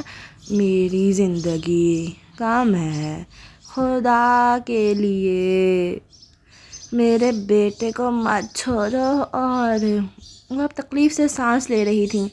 میری پوتی کو مت مارنا۔ وہ جہاں تھی وہیں کھڑی رہ گئی۔ آپ کو کیسے؟ مجھے خواب آیا تھا بیٹے، میں جانتی ہوں اس بارے میں، خدا کے لیے اس کو مت مارنا۔ انہوں نے اپنے بھورے ہاتھ اس کے سامنے جوڑ دیے، آنکھوں سے آنسو بہہ رہے تھے۔ اور زیاد، اس کی آنکھیں بھیگنے لگیں۔ وہ نہیں جانتا، وہ بدقت بول رہی تھیں۔ خدا کے لیے اس کو مت مارنا، وہ بہت قیمتی ہے۔ انہوں نے اس کا ہاتھ اپنے ہاتھ میں تھام لیا۔ وہ کچھ اور بھی کہہ رہی تھی، لیکن اس لمحے کچھ اور ہوا۔ اسے کچھ چبھا تھا ہتھیلی پہ۔ اس نے چونک کے اپنا ہاتھ نکالا، پھر دیکھا نگینہ بیگم کی انگلی میں ایک انگوٹھی تھی، ایک پلین انگوٹھی۔ وہ اسے پلین ہی سمجھتی تھی، لیکن اس نے آج دیکھا تھا کہ وہ پلین نہیں تھی۔ اس کا سبز نگینہ اندر کی طرف مڑا ہوا تھا، وہ قدرے نوکیلا تھا۔ اس کی نوک اسے چبھی تھی، زور سے، اتنی زور سے کہ اسے کچھ یاد آیا تھا۔ یہی چبھن، یہ پہلے بھی اسے محسوس ہوئی تھی۔ وہ اس چبھن کو پہچانتی تھی، مگر کہاں، کب؟ اس نے ہتھیلی کی پشت سے گیلا گال صاف کیا۔ آپ ریسٹ کریں، میں پھر آؤں گی۔ یہ ان کی باتیں نہیں تھیں جنہوں نے اسے غیر آرام دہ کر دیا تھا، یہ فضا کا بوجھل پن تھا، کچھ عجیب سا، جیسے کوئی آسیب ہو۔ وہ جیسے ہی باہر آئی، تازہ ہوا اس کے چہرے سے ٹکرائی۔ اس نے کھل کے سانس لیا، جیسے کسی آگ سے جلتی ہوئی عمارت کے سیاہ دھوئیں سے باہر نکلی ہو، جیسے ابھی ابھی اس نے اپنی جان بچائی ہو۔ ماہی اس کا انتظار کر رہی تھی، اسے دیکھتے ہی اٹھ کھڑی ہوئی۔ وہ دونوں ابھی راہداری کے سرے تک آئی تھیں جب زیاد سامنے کھڑا دکھائی دیا۔ کیا ہم بات کر سکتے ہیں؟ وہ بے چینی سے ان کے قریب آیا، لیکن ماہی نے انگلی اٹھا دی۔ مجھ سے اور میری بہن سے دور رہو، ورنہ میں پولیس کو بلا لوں گی۔ میں اس ملک کی شہری ہوں، یہ بات مت بھولنا۔ انگلی اٹھا کے اس کو تنبیہ کی۔ البتہ مالا نے جیسے سنا نہیں، وہ زیاد کو نہیں دیکھ رہی تھی۔ زیاد سلطان جیسے اس کے لیے اب وجود نہیں رکھتا تھا۔ وہ بس ایک ہاتھ سے دوسری ہتھیلی کو پکڑے اپنے خیال میں آگے بڑھ رہی تھی۔ اس چبھن میں ایسا کیا تھا جو شناسا تھا؟ ماہی پارکنگ میں کار لینے گئی تو وہ داخلی لابی میں کھڑی ہو گئی۔ شیشے کی دیوار سے وہ کاؤنٹر کو دیکھ سکتی تھی۔ اندرانی وہاں کھڑی کاغذات پہ سائن کر رہی تھی۔ مالا نے پتلیاں سکوڑ کے اس کو دیکھا۔ اندرانی پرس میں سے کچھ نکال رہی تھی، کینیڈین ڈالرز کے نوٹ۔ یعنی نگینہ آنٹی کے پاس کسی قسم کی ہیلتھ انشورنس نہیں تھی، ورنہ وہ کیش کیوں پے کرتی؟ اس نے اطراف میں دیکھا، یہ اس شہر کا ایک مہنگا ترین ہسپتال تھا، وہ بنا انشورنس کے یہاں علاج کیسے افورڈ کر سکتی تھیں؟ زیاد پیمنٹ کرتا تو وہ نوٹس نہ کرتی، اس کے پاس حرام حلال کا بہت پیسہ تھا، لیکن اندرانی وہ اتنا سارا کیش لے کر کیوں گھوم رہی تھی؟ زیاد اسے اتنے پیسے کیوں دے گا؟ وہ تو کسی کو اپنا بخار تک نہیں دیتا تھا۔ اس کی نگاہوں نے دور تک اندرانی کا پیچھا کیا تھا۔ اس کمرے میں سفید دھواں سا بھرا تھا۔ ایک کوڑا کینوس اسٹینڈ پہ جمع تھا، وہ سامنے اسٹول پہ بیٹھی تھی، سبز رومال بالوں پہ باندھے۔ وہ سوکھے برش کو دھیرے دھیرے کوڑے کینوس پہ رگڑ رہی تھی، ہر رگڑ کے ساتھ ایک تصویر سی ابھر رہی تھی۔ سونے کے کنگن پہنی بڑی بڑی کلاہیاں وہ پرات میں رکھی سبزی کاٹ رہی تھیں۔ ان کی تصویر دیکھتے ہی دیکھتے حرکت کرنے لگی، وہ ایک دم پیچھے ہو گئی، سانس رک گیا، پلک چھپکنا بھول گئیں۔ وہ سفید دوپٹہ سر پہ جمائے، کانوں کے پیچھے عرضے چہرہ جھکائی کھیرے کاٹ رہی تھیں۔ دفتر سبز آنکھیں اٹھا کے اسے دیکھا، ان کی آنکھوں کے گرد جھریاں بہت کم تھیں، جلد ملائم تھی، وہ جوان دکھائی دیتی تھیں۔ ماں، اس کی پلکیں بھیگنے لگیں۔ تم نے اسے کیوں منع کیا مالا؟ وہ غمزدہ نظر آ رہی تھیں۔ کس کو؟ تم نے اسے خود کو پکارنے سے کیوں منع کیا؟ وہ جیسے اس سے مایوس تھیں۔ ماں، میری زندگی میں بہت مسئلے چل رہے ہیں۔ آنسو اس کی آنکھوں سے ٹپ ٹپ گرنے لگے۔ مجھے پیسے چاہیے ہیں، موہت مجھے باغ میں میرا حصہ نہیں دے رہا، زیاد اس شہر میں ہے، اور یہ بچہ کسی کو خود سے پکارنے سے منع نہیں کرتے۔ وہ اس کو نہیں سن رہی تھیں۔ ماں، موہت میرا حق نہیں دے رہا، مجھے جے پی کو پیمنٹ کرنی ہے۔ وہ رونے لگی تھی زور زور سے۔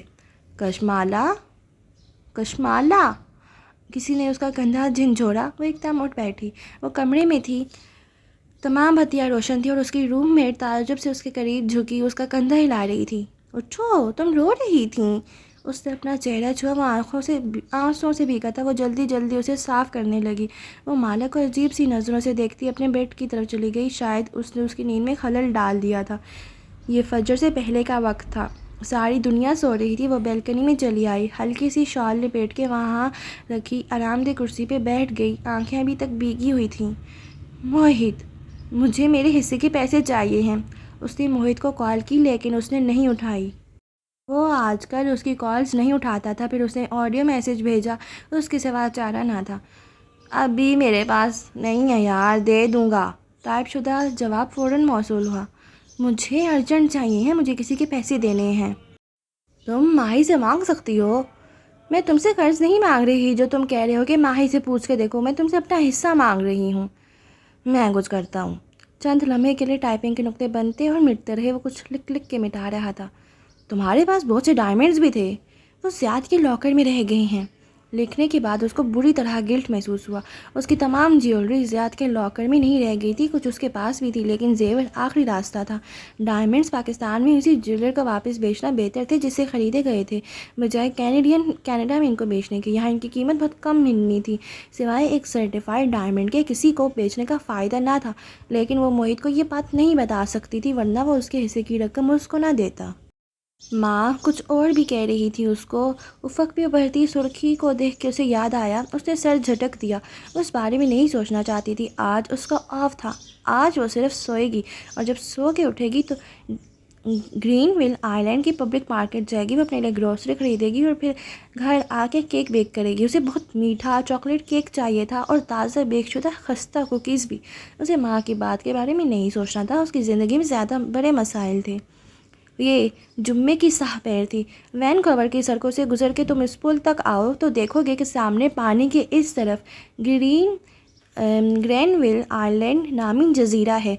گرینویل اس خطے کی شاپنگ، آرٹ اور کلچر کا مرکز تھا جس کے اندر ایک نئی دنیا آباد تھی۔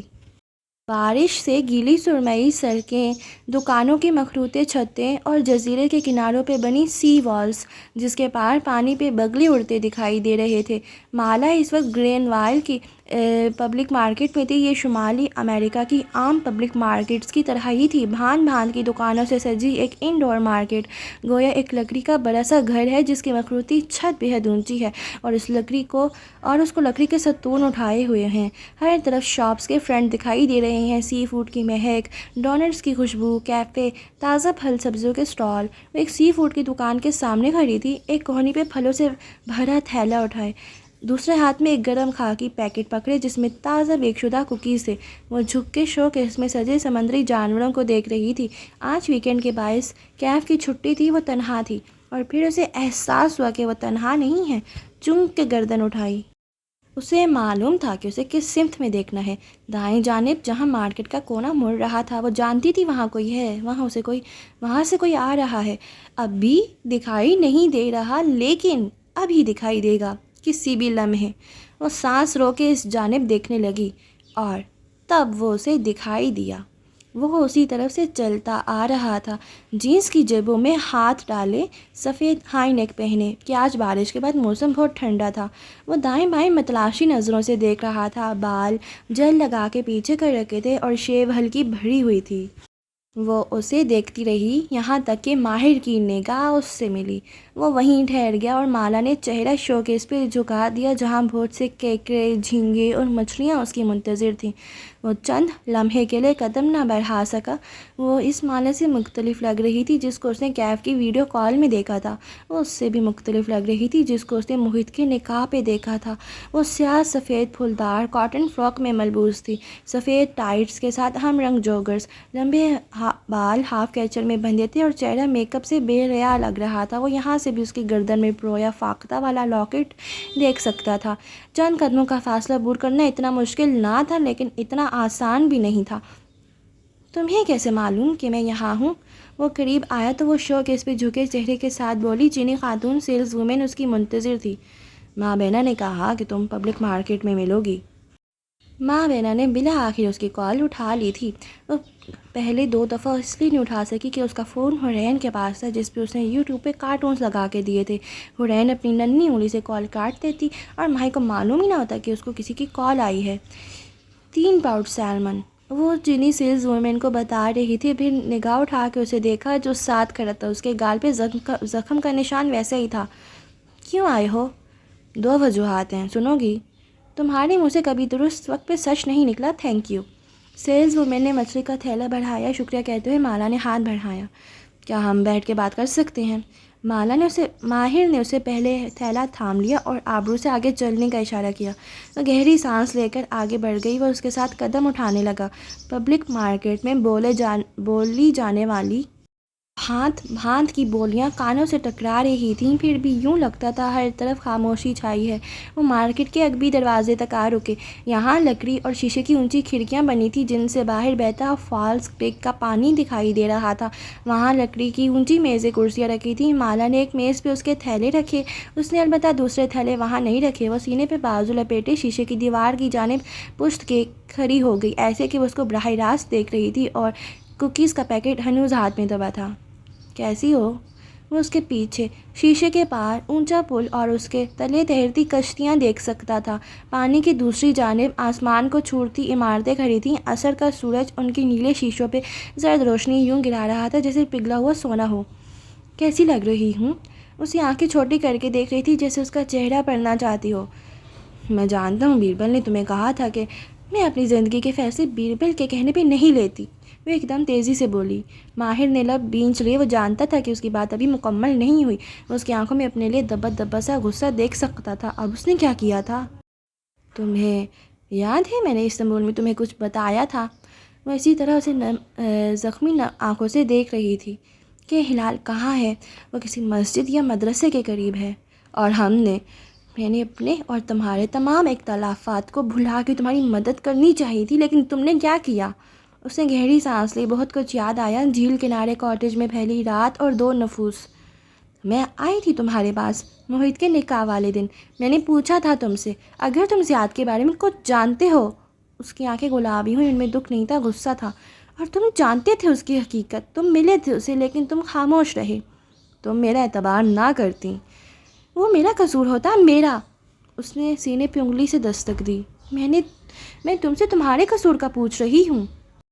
تم نے خاموشی کو چنا اور میں اس آدمی کے ساتھ واپس چلی گئی۔ مجھے اس وقت معلوم نہیں تھا کہ وہ کسی انسان کو قتل کر سکتا ہے۔ جب معلوم ہوا تو اس نے تمہیں کالز کی تھیں۔ نہیں تو میں نے تمہیں کالز کی تھی، تم نے جواب نہیں دیا۔ تب دیر ہو چکی تھی۔ وہ دونوں شیشے اور لکڑی سے بنی دیوار کے ساتھ آمنے سامنے کھڑے تھے۔ قریب میں ایک فیملی آ کے کرسیاں سنبھالنے لگی تو مالا نے آواز نیچی کی، جب مجھے تمہاری بہن کے بارے میں اتنا سا بھی، انگلی اور انگوٹھے کے درمیان خلا بنا کے دکھایا، معلوم ہوا تو میں نے تمہیں کال کی تھی۔ محیط کے نکاح پہ میں نے تمہیں کہا تھا کہ میں تمہارا اعتبار کروں گی، لیکن تم چپ رہی۔ پھر اب کیوں آئے ہو؟ اب کچھ بتاؤں تو اعتبار کرو گی؟ ماہر نے اسی سنجیدگی سے آبرو اٹھایا۔ مالا نے سر جھٹکا۔ اب ایسا کیا ہے جو میں نہیں جانتی؟ کیف جمال، تمہارا باڈی گارڈ۔ تمہارا مطلب ہے اصلی کیف جمال؟ وہ تلخ ہوئی تو ماہر نے گہری سانس لی۔ کیا وہ اس کے فریب کو بھلا نہیں سکتی تھی؟ ہاں، وہ لوزر جس کو میں نے پیسے دیے تھے، وہ تمہیں دھوکہ دے رہا ہے۔ اوہ پلیز، وہ بڑبڑاتے ہوئے اپنے تھیلے اٹھانے لگی۔ تم اس پر اعتبار کیسے کر سکتی ہو؟ وہ دروازے کی طرف بڑھی تو وہ تیزی سے اس کے پیچھے لپکا۔ میں ابھی بات کر رہا ہوں مالا، تم ہمیشہ کی طرح جگہ چھوڑ کے نہیں جا سکتی۔ لیکن وہ دروازہ کھول کے باہر نکل گئی۔ یہی اس کا ڈیفینس میکینزم تھا، اور ماہر کا ڈیفینس میکینزم کسی کے پیچھے نہ جانا تھا، لیکن اس وقت اسے جانا تھا۔ تم اس پر کیسے اعتبار کر سکتی ہو؟ وہ تیز قدموں سے چلتا اس کے قریب پہنچا۔ تمہارے اور زیاد کے دیے سبق کے بعد میں کسی پر اعتبار نہیں کر سکتی۔ وہ رک گیا اور وہ آگے چلتی گئی۔ تم میرے ایک جھوٹ کو معاف نہیں کر سکتی، وہ پیچھے سے پکار کے بولا۔ مالا کے قدم رکے، اس نے پلٹ کے اسے دیکھا۔ وہ روش کے کنارے پہ کھڑا جیسے تھک کے اسے دیکھ رہا تھا۔ سمندری بگلے اس کے عقب سے اڑتے ہوئے پانی کی طرف جا رہے تھے۔ زیاد نے مجھ سے کہیں زیادہ جھوٹ بولے، تم نے اس کو مجھ سے زیادہ چانسز دیے۔ وہ قدم قدم چلتا اس کے قریب آنے لگا، اس کی آنکھوں میں بہت سے شکوے تھے۔ تم ابھی تک اس سے علیحدہ بھی نہیں ہوئی، شاید کبھی نہ ہو، لیکن اس کے عین مقابل آ کے رکا۔ اس کے عقب میں پانی کے پار کھڑی اونچی عمارتیں زرد روشنی میں چمک رہی تھیں۔ لیکن میری ایک غلطی کو تم نے کبھی معاف نہیں کیا۔ دھوپ کی دم توڑتی کرنیں ماہر کی پشت پہ آ کے رک گئیں۔ اب وہ سائے میں کھڑی تھی۔ کیوں؟ وہ پوچھ رہا تھا۔ کیونکہ تم زیاد سے بہتر تھے۔ اس کے چہرے پہ کچھ ایسا زخمی کر دینے والا تھا کہ وہ چند لمحے کچھ بول نہ سکا، اس کے تنے اعصاب ڈھیلے ہو گئے۔ وہ قدم قدم چلتی قریب رکھے بینچ کی طرف بڑھ گئی، تھیلے درمیان میں رکھے اور دائیں کنارے پہ بیٹھ گئی۔ تم میرے باڈی گارڈ تھے، کیف؟ رک کے تصحیح کی۔ وہ اب سامنے پانی کو دیکھ رہی تھی۔ وہ بنا چاپ کے بینچ کے دوسرے کنارے پہ بیٹھا۔ میں نے تمہارے ہاتھ میں اپنی زندگی تھمائی تھی، تمہیں مجھے دھوکہ نہیں دینا چاہیے تھا۔ پھر چہرہ موڑ کے اسے دیکھا، وہ پانی کو دیکھ رہا تھا۔ ایک لگژری بوٹ پل کے نیچے سے گزر کے ان کے قریب آ رہی تھی۔ ہماری زندگی بہت مختلف ہوتی، اگر تم مجھ سے ماہر فرید بن کے ملتے تو میری بات کا اعتبار نہ کرتی۔ وہ قریب آتی سفید کشتی پہ نظر جمائے ہوئے تھا۔ لوگوں نے عرصہ ہوا ماہر فرید کا اعتبار کرنا چھوڑ دیا تھا، تم نے میرا وہ وقت نہیں دیکھا۔ اس کے چہرے پہ پرانے زخموں کو چھیڑنے سے اٹھنے والی تکلیف کی لکیریں ابھر رہی تھیں۔ وہ چند لمحے اس کا چہرہ دیکھتی رہی، پھر گردن موڑ لی۔ میں نے تمہیں عرصہ پہلے ہی معاف کر دیا تھا، میں ان باتوں سے بہت آگے بڑھ چکی ہوں۔ ماہر نے چونک کے اسے دیکھا، کچھ کہنے کے لیے لب کھولے لیکن پھر سر جھٹک دیا۔ تم نے کیف جمال کو کیوں ہائر کیا؟ وہ تمہیں دھوکہ دے رہا ہے۔ تمہیں میری فکر کرنے کی ضرورت نہیں ہے ماہر، میں اپنا خیال خود رکھ سکتی ہوں۔ اس کی آنکھوں میں پہلے تعجب اور پھر بے یقینی۔ یعنی تم جانتی ہو کہ وہ تمہیں دھوکہ دے رہا ہے؟ ظاہر ہے میں جانتی ہوں، وہ زیاد کے لیے کام کر رہا ہے۔ ایک بگلا پھدکتا ہوا اس کے پیروں کے قریب آ رکا۔ اپنی لمبی چونچ اٹھائے وہ اب مالا کے ہاتھ میں پکڑے کوکیز کے پیکٹ کو دیکھ رہا تھا۔ وہ ابھی تک گرم تھے۔ تم نے اسے کیوں ہائر کیا؟ کیونکہ زیاد اسی شہر میں ہے۔ وہ اب بھورے پیکٹ کا کنارہ پھاڑ رہی تھی۔ وہ چونکا، پھر اس کے ہاتھ کو دیکھا۔ وہ پیکٹ کا منہ کھول کے اس کی طرف بڑھائی ہوئی تھی۔ میں سمجھا تم اسے کھلانے لگی ہو۔ بگلے کی طرف اشارہ کیا جو امید سے اس کے قدموں کے قریب بیٹھا تھا۔ اس کو کھلانا جرم ہے۔ وہ سادگی سے اسے دیکھ رہی تھی۔ ماہر نے ایک نظر ان بسکٹس کو دیکھا، اسے کچھ یاد آیا۔ اندرون لاہور کی گلیاں اور ٹوٹی ہوئی نان کھتائی۔ نو تھینکس، میں میدے اور چینی سے بنی بیکری آئٹمز نہیں کھاتا۔ تمہارا بھائی ایک بیکر ہے اور اس کی بیکری سے بالکل نہیں کھاتا۔ اس نے شانے اچکا دی اور پیکٹ میں ہاتھ ڈالا، ایک گرما گرم خستہ کوکی باہر نکالا اور دانتوں سے کترا۔ پرندہ ابھی تک للچائی ہوئی نظروں سے اسے دیکھ رہا تھا۔ کیف جمال میرے پاس آیا تو اس نے کہا کہ وہ ویکینڈز پہ فوٹوگرافی کا کام کرتا ہے، ویک ڈیز پہ فارغ ہوتا ہے۔ وہ کون سے انسان ہیں جو کینیڈا میں رہ کے ہفتے کے 4 دن فارغ رہے؟ وہ جو کسی کے پے رول پہ ہو۔ وہ گھٹنوں پہ کوہنیاں رکھے آگے کو ہو کے بیٹھا پانی کو دیکھ رہا تھا۔ مجھے محسوس ہو رہا تھا کہ کوئی میرا پیچھا کر رہا ہے، لیکن وہ زیاد نہیں تھا۔ زیاد کوئی بھی ایسا کام نہیں کرے گا جس سے میرا اسائلم کیس مضبوط ہو۔ اس نے اس کام کے لیے کسی اور کو ہائر کیا تھا۔ پانی کے پار کھڑی اونچی عمارتیں خاموشی سے بینچ پہ بیٹھے 2 اجنبیوں کو دیکھ رہی تھیں۔ وہ اتنی آسانی سے کینیڈا کیسے پہنچا؟ وہ میرے پاس کیوں آیا؟ ظاہر ہے زیاد کا اس میں ہاتھ تھا۔ وہ چاہتا تھا کہ کیف جمال بہت قریب سے میرے اوپر نظر رکھے۔ زیاد جیسا شخص تنہا کام نہیں کرتا، اس کے پاس ایسے کاموں کے لیے مددگار کمیونٹی ہے۔ تم نے اس کا کام آسان کیوں بنایا؟ کیونکہ میں ہر وقت گردن گھما کے اپنے دائیں بائیں کسی غائب تعاقب کار کو ڈھونڈتے ڈھونڈتے تھک گئی تھی۔ کیا یہ بہتر نہیں کہ آپ کا دشمن آپ کی نگاہوں کے سامنے رہے تاکہ آپ اس پہ نظر رکھ سکیں؟ کیپ یور اینیمیز کلوزر، وہ بڑبڑایا۔ اپنے دوستوں کو قریب اور دشمنوں کو قریب تر رکھو۔ ویکینڈز پہ کیا ہوتا ہے؟ وہ اب تیسرا بسکٹ نکال رہی تھی۔ ماہر نے ایک ناپسندیدہ نظر اس پیکٹ پہ ڈالی۔ زیادہ میرا پیچھا خود کرتا ہے، لیکن آج کل وہ اپنی ماں کی وجہ سے مصروف ہے، تو امید ہے کہ اس وقت وہ ہمیں نہیں دیکھ رہا ہوگا۔ اس کی ماں کو کیا ہوا؟ Blood cancer. اس نے جھرجھری سے لے کر سر جھٹکا۔ تو مجھ سے ملنے کیوں آئے ہو؟ سنجیدگی سے یاد دلایا۔ ساتھ ایک لاہی پہ بندھی گھڑی دیکھی۔ کیا اس کو دیر ہو رہی تھی یا وہ بتانا چاہ رہی تھی کہ وہ اس کے ساتھ زیادہ دیر بیٹھنا نہیں چاہتی؟ وہ فیصلہ نہ کر سکا۔ مجھے کیف نے کال کی تھی، وہ میرے ساتھ بھی ڈیل کرنا چاہتا تھا۔ میں تمہیں کیف کے دھوکے سے بچانا میری طرف دیکھو ماہر، تمہیں کیا نظر آتا ہے؟ اور رخ موڑ کے اسے براہ راست دیکھنے لگی۔ میں ایک سائیکوپیتھ قاتل کی بیوی ہوں جو اپنے شوہر سے بچنے کے لیے 7 سمندروں کا سفر کر کے یہاں آئی ہے۔ وہ آدمی میرے ساتھ کچھ بھی کر سکتا ہے کیونکہ میں اسے طلاق لے رہی ہوں۔ جب تک وہ آزاد گھومے گا میری جان خطرے میں رہے گی۔ اس لیے مجھے یہ نہ بتاؤ کہ تم مجھے بچانا چاہتے ہو، کوئی کسی کو نہیں بچا سکتا۔ میں یہاں اکیلی ہوں اور مجھے اکیلے سروائیو کرنا ہے، تم میرے لیے کچھ نہیں کر سکتے۔ نہ میں چاہتی ہوں کہ تم میری زندگی میں مداخلت کرو۔ میں تمہاری زندگی میں مداخلت کرنے نہیں آیا۔ اس کی آواز دھیمی تھی۔ وہی بات دہرانے آیا ہوں جو میں نے تمہیں لاہور میں کہی تھی۔ لاہور! اس شہر کے ذکر سے ایک دم بہت کچھ یاد آیا تھا۔ اندرون لاہور کی گلیاں، ٹوٹی ہوئی نان کھتائی۔ کیا تم میری بہن کو ڈھونڈنے میں میری مدد کر سکتی ہو؟ میں نہیں جانتی تمہاری بہن کہاں ہے۔ آج جانتا ہے۔ ایک لمحے کے لیے پانی کے کنارے کھڑی تمام عمارتیں خاموش ہو گئیں، بگلے اڑنا بھول گئی اور کشتیاں رک گئیں۔ اس نے میرے سامنے اعتراف کیا تھا کہ وہ ہلال کی لوکیشن جانتا ہے، وہ سرکار کا کلائنٹ ہے۔ کچھ وہ بڑبڑائی وہ کہہ رہا تھا، تم اور زیاد الگ ہو یا نہ ہو، میں تمہارے کسی فیصلے میں مداخلت نہیں کروں گا۔ مجھے اپنی بہن چاہیے اور اس وقت۔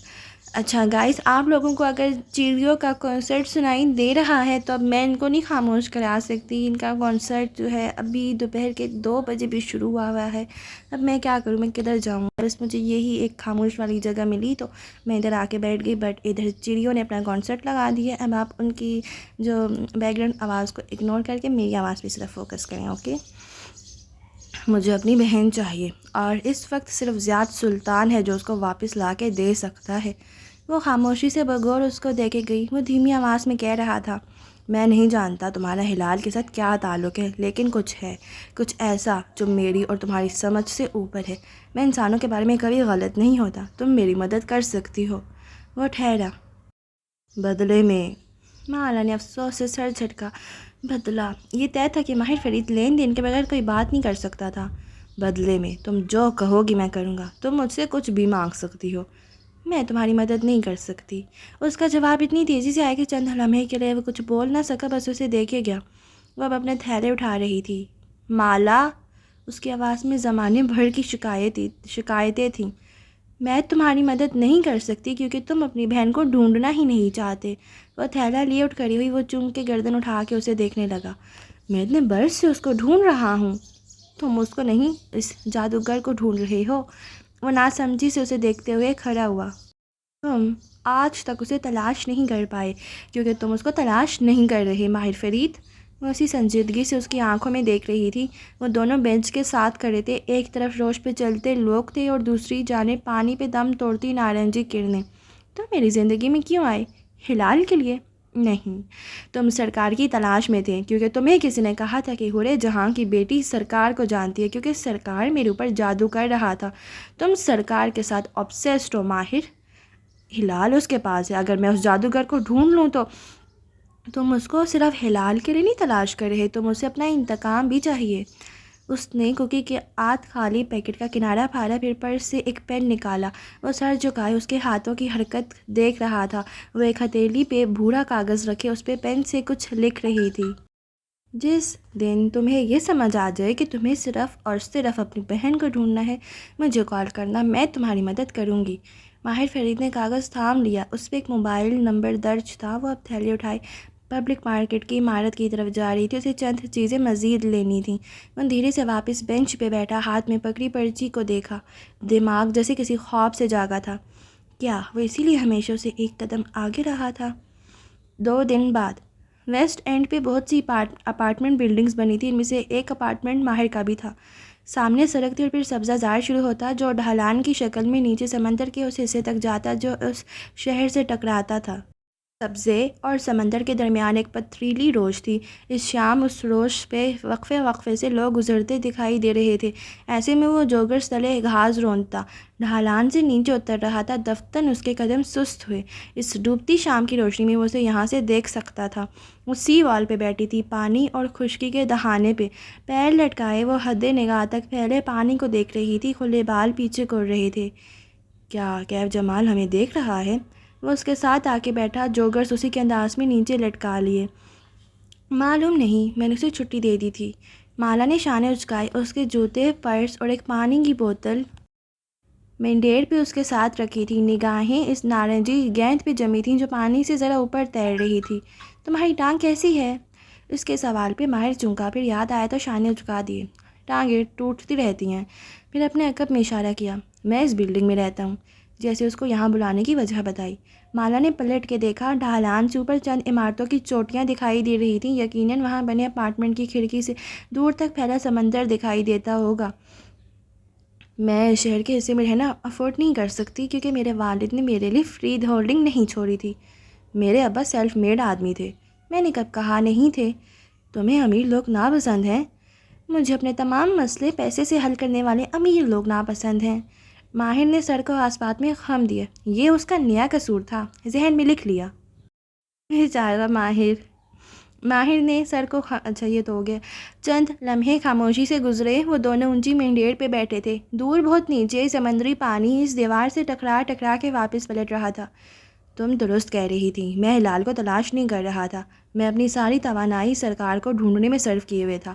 لیکن میں بھی درست تھا جب میں نے کہا کہ تمہیں کیف جمال سے احتیاط کرنی چاہیے. وہ تمہیں کسی مصیبت میں ڈالنے کے لیے تمہارے قریب آیا ہے. وہ مجھے مصیبت میں ڈال چکا ہے. وہ بڑبڑائی تو وہ چونکا. وہ پانی کی بوتل کھول رہی تھی. میری وجہ سے کافی شاپ میں ایک عورت پھسل گئی. غلطی میری تھی. مجھے کوشن بورڈ رکھنا چاہیے تھا لیکن اس بورڈ کو غائب کرنے میں بھی اسی کا ہاتھ تھا. اس نے جے پریت کو بھی اپنے ساتھ میں لایا ہوگا. اسی لیے وہ مجھ پہ دباؤ ڈال رہی ہے. وہ اس عورت کے ساتھ معاملہ سیٹل کرے گی اور مجھے پیسے دینے پڑیں گے. کتنے پیسے؟ وہ اپنی روح میں قدرے تلخی سے بتا رہی تھی جب ماہر فرید کے سوال پہ چونکی. پانی کی بوتل ہونٹوں سے لگاتے لگاتے ٹھہری. چہرہ موڑ کے اسے دیکھا. سوچنا بھی مت. کیا؟ کہ تم وہ رقم ادا کرو گے. اس نے تیزی سے بوتل نیچے کی. آنکھوں میں زمانے بھر کا غصہ اتر آیا تھا. میں صرف پوچھ رہا ہوں کہ کتنی رقم ہے. تم نے سنا نہیں میں نے ہر مسئلے پہ پیسہ پھینکنے والوں کے بارے میں کیا کہا تھا؟ تمہیں ماہر فرید کو ناپسند کرنے کے لیے وجہ نہیں چاہیے. اس نے شانے اچکا دیے. وہ اسی برہمی سے اسے گھور رہی تھی. میں تم سے ملنے اس شرط پہ آئی تھی کہ تم میری زندگی میں مداخلت نہیں کرو گے. لیکن تم نہیں بدلو گے. تم ہمیشہ وہی کرو گے جو کرتے آئے ہو. مثلاً؟ وہ سکون سے سن رہا تھا. تم؟ اسے جیسے غصے سے بولا نہیں گیا. چند گہرے سانس لیے. تمہارا سب سے بڑا مسئلہ کیا ہے جانتے ہو؟ تم کبھی صاف بات نہیں کرتے ہو. پس پردہ ڈیلز کرتے ہو. ہر انسان کو مینیپولیٹ کرتے ہو. میرے ساتھ تم نے یہی کیا. تم نے خود سے طے کر لیا کہ میں تمہارا اعتبار نہیں کروں گی. تم میری زندگی میں ایک فریب کے ساتھ شامل ہوئے تاکہ مجھے کنٹرول کرو. تم ایک کنٹرول فریک ہو اور تم ہمیشہ میری زندگی کو کنٹرول کرنے کی کوشش کرتے ہو. میرے لیے خود سے فیصلے لیتے ہو. واو، تم میرے اوپر مضمون لکھ سکتی ہو. تم اب تک نہیں سمجھے کہ مجھے اپنی پیٹھ پیچھے کسی کا کچھ کرنا نہیں پسند. مجھے صاف بات کرنا پسند ہے. اگر تم 1 سال پہلے میرے پاس آتے اور مجھے حقیقت بتاتے تو میں تمہارا اعتبار کرتی. ہم مل کے تمہاری بہن کو ڈھونڈتے اور شاید سرکار کو بھی. لیکن تم نے ایسا نہیں کیا. میں تمہیں پھر کہہ رہی ہوں. وہ اب دھیمی آواز میں کہہ رہی تھی. اگر تم چاہتے ہو کہ میں تمہاری مدد کروں تو تم میری زندگی، میرے مسئلوں اور میرے قرضوں سے دور رہو گے. تم کسی بھی طرح میرے معاملات کو کنٹرول کرنے کی کوشش نہیں کرو گے. میں اپنے مسئلے حل کر سکتی ہوں. تمام. اس نے دونوں ہاتھ سلجھو انداز میں اٹھائے. وہ اب گردن موڑ کے واپس سورج کو دیکھنے لگی. اس کے ماتھے کے بل برقرار تھے جیسے اسے ماہر فرید پہ ڈھیروں غصہ آیا ہو. چند ثانیے یوں ہی خاموشی سے کٹ گئے. کیا اب تم مجھ پہ اعتبار کرتی ہو؟ وہ بغور اس کے چہرے کو دیکھ رہا تھا. میں کسی پہ اعتبار نہیں کرتی. وہ اب خفا نہیں تھی، بس سنجیدہ تھی، تھکی ہوئی بھی تھی. ہمیں وہ مدرسہ مل گیا تھا جہاں اس نے ہلال کو رکھا تھا. لیکن جب تک ہم وہاں گئے بہت دیر ہو چکی تھی. وہ ہلال کو وہاں سے لے گئے تھے. اس نے رک کے اپنی بات پہ زور دیا. زیاد جانتا ہے کہ وہ کہاں ہوگی. زیاد مجھے نہیں بتائے گا. اس نے پیر اوپر کر لیے اور گھٹنے سینے سے لگا کے ٹھوڑی ان پہ جما لی. وہ اب بھی سورج کو دیکھ رہی تھی. تم کیسے جانتی تھی کہ وہ کہاں ہے؟ میں نے اسے دیکھا تھا. وہ چونکا. وہ میوزک بجاتی تھی اور مجھے وہ سنائی دیتا تھا. میں نے وہ تمام اوقات لکھنے شروع کیے. نمبر جھوٹ نہیں بولتے. وہ زیر لب بڑبڑایا. وہ لاہور کے فجر کے وقت سے مطابقت رکھتے تھے. اس نے سر جھٹکا. لیکن میں تنگ آ چکی تھی. میں ہلال کی میوزک سے تنگ آ چکی تھی. پھر میں نے اسے دیکھا ایک رات اور میں نے اسے منع کیا کہ وہ مجھے نہ پکارا کرے. اس کے بعد سے میں نے اسے نہیں دیکھا. وہ بھاگ سکتی تھی لیکن وہ نہیں بھاگتی. وہ فق کو دیکھ رہی تھی اور وہ تمہیں پکارتی تھی. اور تم نے اسے منع کر دیا؟ اس کے حلق میں آنسوں کا گولا سٹکنے لگا۔ وہ مجھے نہیں پکارتی، وہ کسی اور کا انتظار کر رہی ہے۔ ماہر فرید کو لگا وہ اگلا سانس نہیں لے سکے گا۔ میں جانتا ہوں۔ اس نے چونک کے ماہر کو دیکھا۔ تم جانتے ہو وہ کس کا انتظار کر رہی ہے؟ ابھی شام نہیں ڈوبی تھی لیکن پانی کی دوسری جانب دور، بہت دور دکھائی دیتی عمارتوں کی بتیاں جل اٹھی تھیں۔ ہاں، اس نے مجھے ایک نام بتایا تھا، وہ جو اس کو وہاں سے نکالنے آئے گا۔ کون؟ مالا کو تعجب ہوا۔ وہ دور آسمان پہ مدھم سا پورا چاند دکھائی دے رہا تھا۔ بدر۔ بدر کون؟ اسے ایک لمحے کے لیے حیرت ہوئی اور اگلے ہی لمحے اس کے ذہن میں جھماکا سا ہوا۔ بدر کون ہے؟ میں نہیں جانتا۔ وہ مالا کو نہیں دیکھ رہا تھا، وہ سورج کے ساتھ ایک ہی آسمان پہ تیرتے چاند کو دیکھ رہا تھا۔ ہلال نے کہا تھا کہ وہ اس کے ساتھ قید ہوگا اور وہ ایک ساتھ بڑے ہوں گے۔ ہلال کو یہ سب کیسے معلوم تھا؟ میں نہیں جانتا۔ میں صرف سرکار کو نہیں ڈھونڈ رہا تھا، میں اس لڑکے کو بھی ڈھونڈ رہا تھا، اسی لیے میں کبیرہ کے بیٹے آلیان میں انٹرسٹڈ تھا۔ وہ اب بھی اس کو نہیں دیکھ رہا تھا۔ وہ لڑکا جو سرکار کی قید میں ہوگا، کبیرہ کا بیٹا آلیان، وہ بہت چھوٹا تھا جب اس قید میں گیا، اب وہ بڑا ہو چکا ہوگا، 17-16 برس کا۔ شاید اس نے نام بدل لیا ہو۔ کیا تم کسی بدر نام کے لڑکے کو جانتی ہو؟ کشمالہ مبین کی رنگت پھیکی پڑ چکی تھی، اس نے بدقت تھوک نکلا۔ نہیں۔ گردن نفی میں ہلائی اور سامنے دیکھنے لگی۔ تم اور کیا جانتے ہو اس جادوگر کے بارے میں؟ وہ اس سے نگاہ نہیں ملا رہی تھی، سوائے اس کے کہ زیاد اس کا کلائنٹ ہے۔ اس کی آواز میں تلخی تھی لیکن مالا نے جواب نہیں دیا۔ اس نے ہتھیلیوں کو ایک دوسرے میں پیوست کر دیا تھا تاکہ وہ اس کی انگلیوں کا ارتعاش نہ دیکھ سکے۔ یہی کہ وہ بوڑھا ہے، اس کے کلائنٹس پیسے والے باثر لوگ ہیں، اور اس نے اپنی آستین اونچی کی اور بازو پہ ایک جگہ انگلی رکھی، اور اس کے بازو پہ قابیل کا نشان ہے۔ کیسا نشان؟ منہ چونکی۔ میں نے اسے ایک دفعہ دیکھا تھا، خواب تھا یا کیا؟ اس نے موبائل روشن کیا۔ ڈوبتی شام کے اندھیرے میں اس کی روشنی ماہر کے چہرے کو چمکانے لگی۔ وہ سکرول کرتا کچھ تلاش کر رہا تھا۔ یہ نشان، ایک تصویر اس کے سامنے کی، وہ سلیب کی طرح کا نشان تھا اور دائیں بائیں 2 نقطے۔ یہ قابیل کا نشان ہے، زیاد کا کالنگ کارڈ۔ وہ اس نشان کو اپنے شکار کی لاش کے ساتھ بناتا ہے۔ وہ اب فون واپس جیب میں ڈالتے ہوئے پانی کو دیکھتے ہوئے سوچ رہا تھا، اور میں کیا جانتا ہوں اس جادوگر کے بارے میں؟ وہ بالکل گمسم سی اس کو دیکھ رہی تھی۔ گردن پہ نگینے کی چبھن یاد آئی، اور بس یہی کہ وہ سحر عشق سے پیدا ہوئے بچے کو اغوا کرتا ہے۔ چاند نے پانی کو اپنی جانب کھینچا، لہریں زور سے فضا میں بلند ہوئیں اور پھر نیچے دیوار سے ٹکرائیں۔ کیا؟ اسے چند لمحے کے لیے سمجھ میں نہ آیا تھا کہ وہ کیا کہہ رہا ہے۔ میری ماں اور شمس کی شادی سحر عشق سے ہوئی۔ اس نے ہلال کو اغوا کیا تھا۔ کبیرہ کی شادی بھی میرے اندازے کے مطابق سحر عشق سے ہوئی تھی۔ اس کا بیٹا بھی غائب ہوا، ان دونوں میں کیا مشترک ہے؟ ان کے ماں باپ کی شادی۔ کشمالہ کا سانس دھیرے دھیرے بند ہونے لگا۔ یعنی سرکار سحر عشق سے پیدا ہوئے بچے چراتے ہیں؟ کیوں؟ میں نہیں جانتا۔ ان کے ماں باپ کو جادو سے ملاتا ہے، اور پھر اس کی چاند کو دیکھتی ہوئی آنکھوں میں گہری سوگواریت ابھری۔ پھر وہ ان بچوں کے پیچھے آتا ہے اور وہ ساری زندگی ان کا پیچھا کرتا ہے۔ وہ ایک دم اٹھ کھڑی ہوئی، اس کو سانس نہیں آ رہا تھا۔ شاید وہ پانی سے نکلی مچھلی تھی جس کو ہوا راس نہیں آ رہی تھی۔ کیا تم نے یہ نشان پہلے کہیں دیکھا ہے؟ ماہر نے چہرے اٹھا کے اسے دیکھا تو چونکا۔ اس کی رنگت سفید پڑ رہی تھی، چاند سے زیادہ سفید۔ نہیں، میں نے نہیں دیکھا، مجھے نہیں یاد۔ پھر گھڑی دیکھی۔ مجھے ایک کام کرنا تھا، میں بھول گئی، ابھی مجھے جانا ہے، ہم پھر اس بارے میں بات کریں گے۔ وہ جوتے زمین پہ رکھتی ان کو جلدی جلدی پیروں میں گھسے رہی تھی۔ کلاسک کشمالہ مبین۔ اس نے افسوس سے سر نفی میں ہلایا۔ وہ گفتگو پیچیدہ ہوتے ہی جگہ چھوڑ کے فرار حاصل کر لیتی تھی۔ وہ اب ڈھلان پہ اوپر چڑھ رہی تھی، وہ اسے چڑھتے دیکھ رہا تھا۔ اس نے جوکر ٹھیک سے نہیں پہنے تھے، ان کا پچھلا حصہ اس کی ایڑیوں تلے دبا ہوا تھا۔ مالا، اس نے پکارا لیکن وہ نہیں رکی۔ ہر قدم من بھڑکا ہو رہا تھا، ساری دنیا نگاہوں کے سامنے گھومنے لگی۔ انگوٹھے کی نگینے کی چبھن، قابیل کا نشان، سحر عشق سے پیدا ہوئے بچے۔ میری پوتی کو مت مارنا، وہ بہت قیمتی ہے۔ بوڑھے ہاتھ نے اس کے ہاتھ کو پکڑ رکھا تھا۔ ساری دنیا ایک دم سیاہ اور سفید ہو گئی تھی، سارے رنگ غائب ہو گئے تھے، سب واضح تھا، صاف اور شفاف۔ بس اسٹاپ تک پہنچتے ہی وہ رکی، گہری سانس اندر کھینچے، 1 2 3، پھر موبائل اسکرین روشن کی۔ وہ گوگل میپس نہیں کھول رہی تھی، وہ ایک نمبر ملا رہی تھی۔ مجھے ایک اپائنٹمنٹ چاہیے۔ اس کی آواز کپ کپ آئی۔ ابارشن کے لیے، باقی آئندہ۔ اور اسی کے ساتھ ہماری آج کے ایپیسوڈ یہیں ختم ہوئی اور چیپٹر بھی ختم ہو گیا۔ تو آپ لوگ جو ہیں جاتے جاتے ہیں اپنی رائے مجھے ضرور بتائیے گا۔ مجھے تو لگتا ہے اب مالا کو پتہ چل گیا ہوگا کہ اصل میں نگینہ ہی سرکار ہے۔ چلیں پھر دیکھتے ہیں نیکسٹ چیپٹر میں کیا ہوتا ہے۔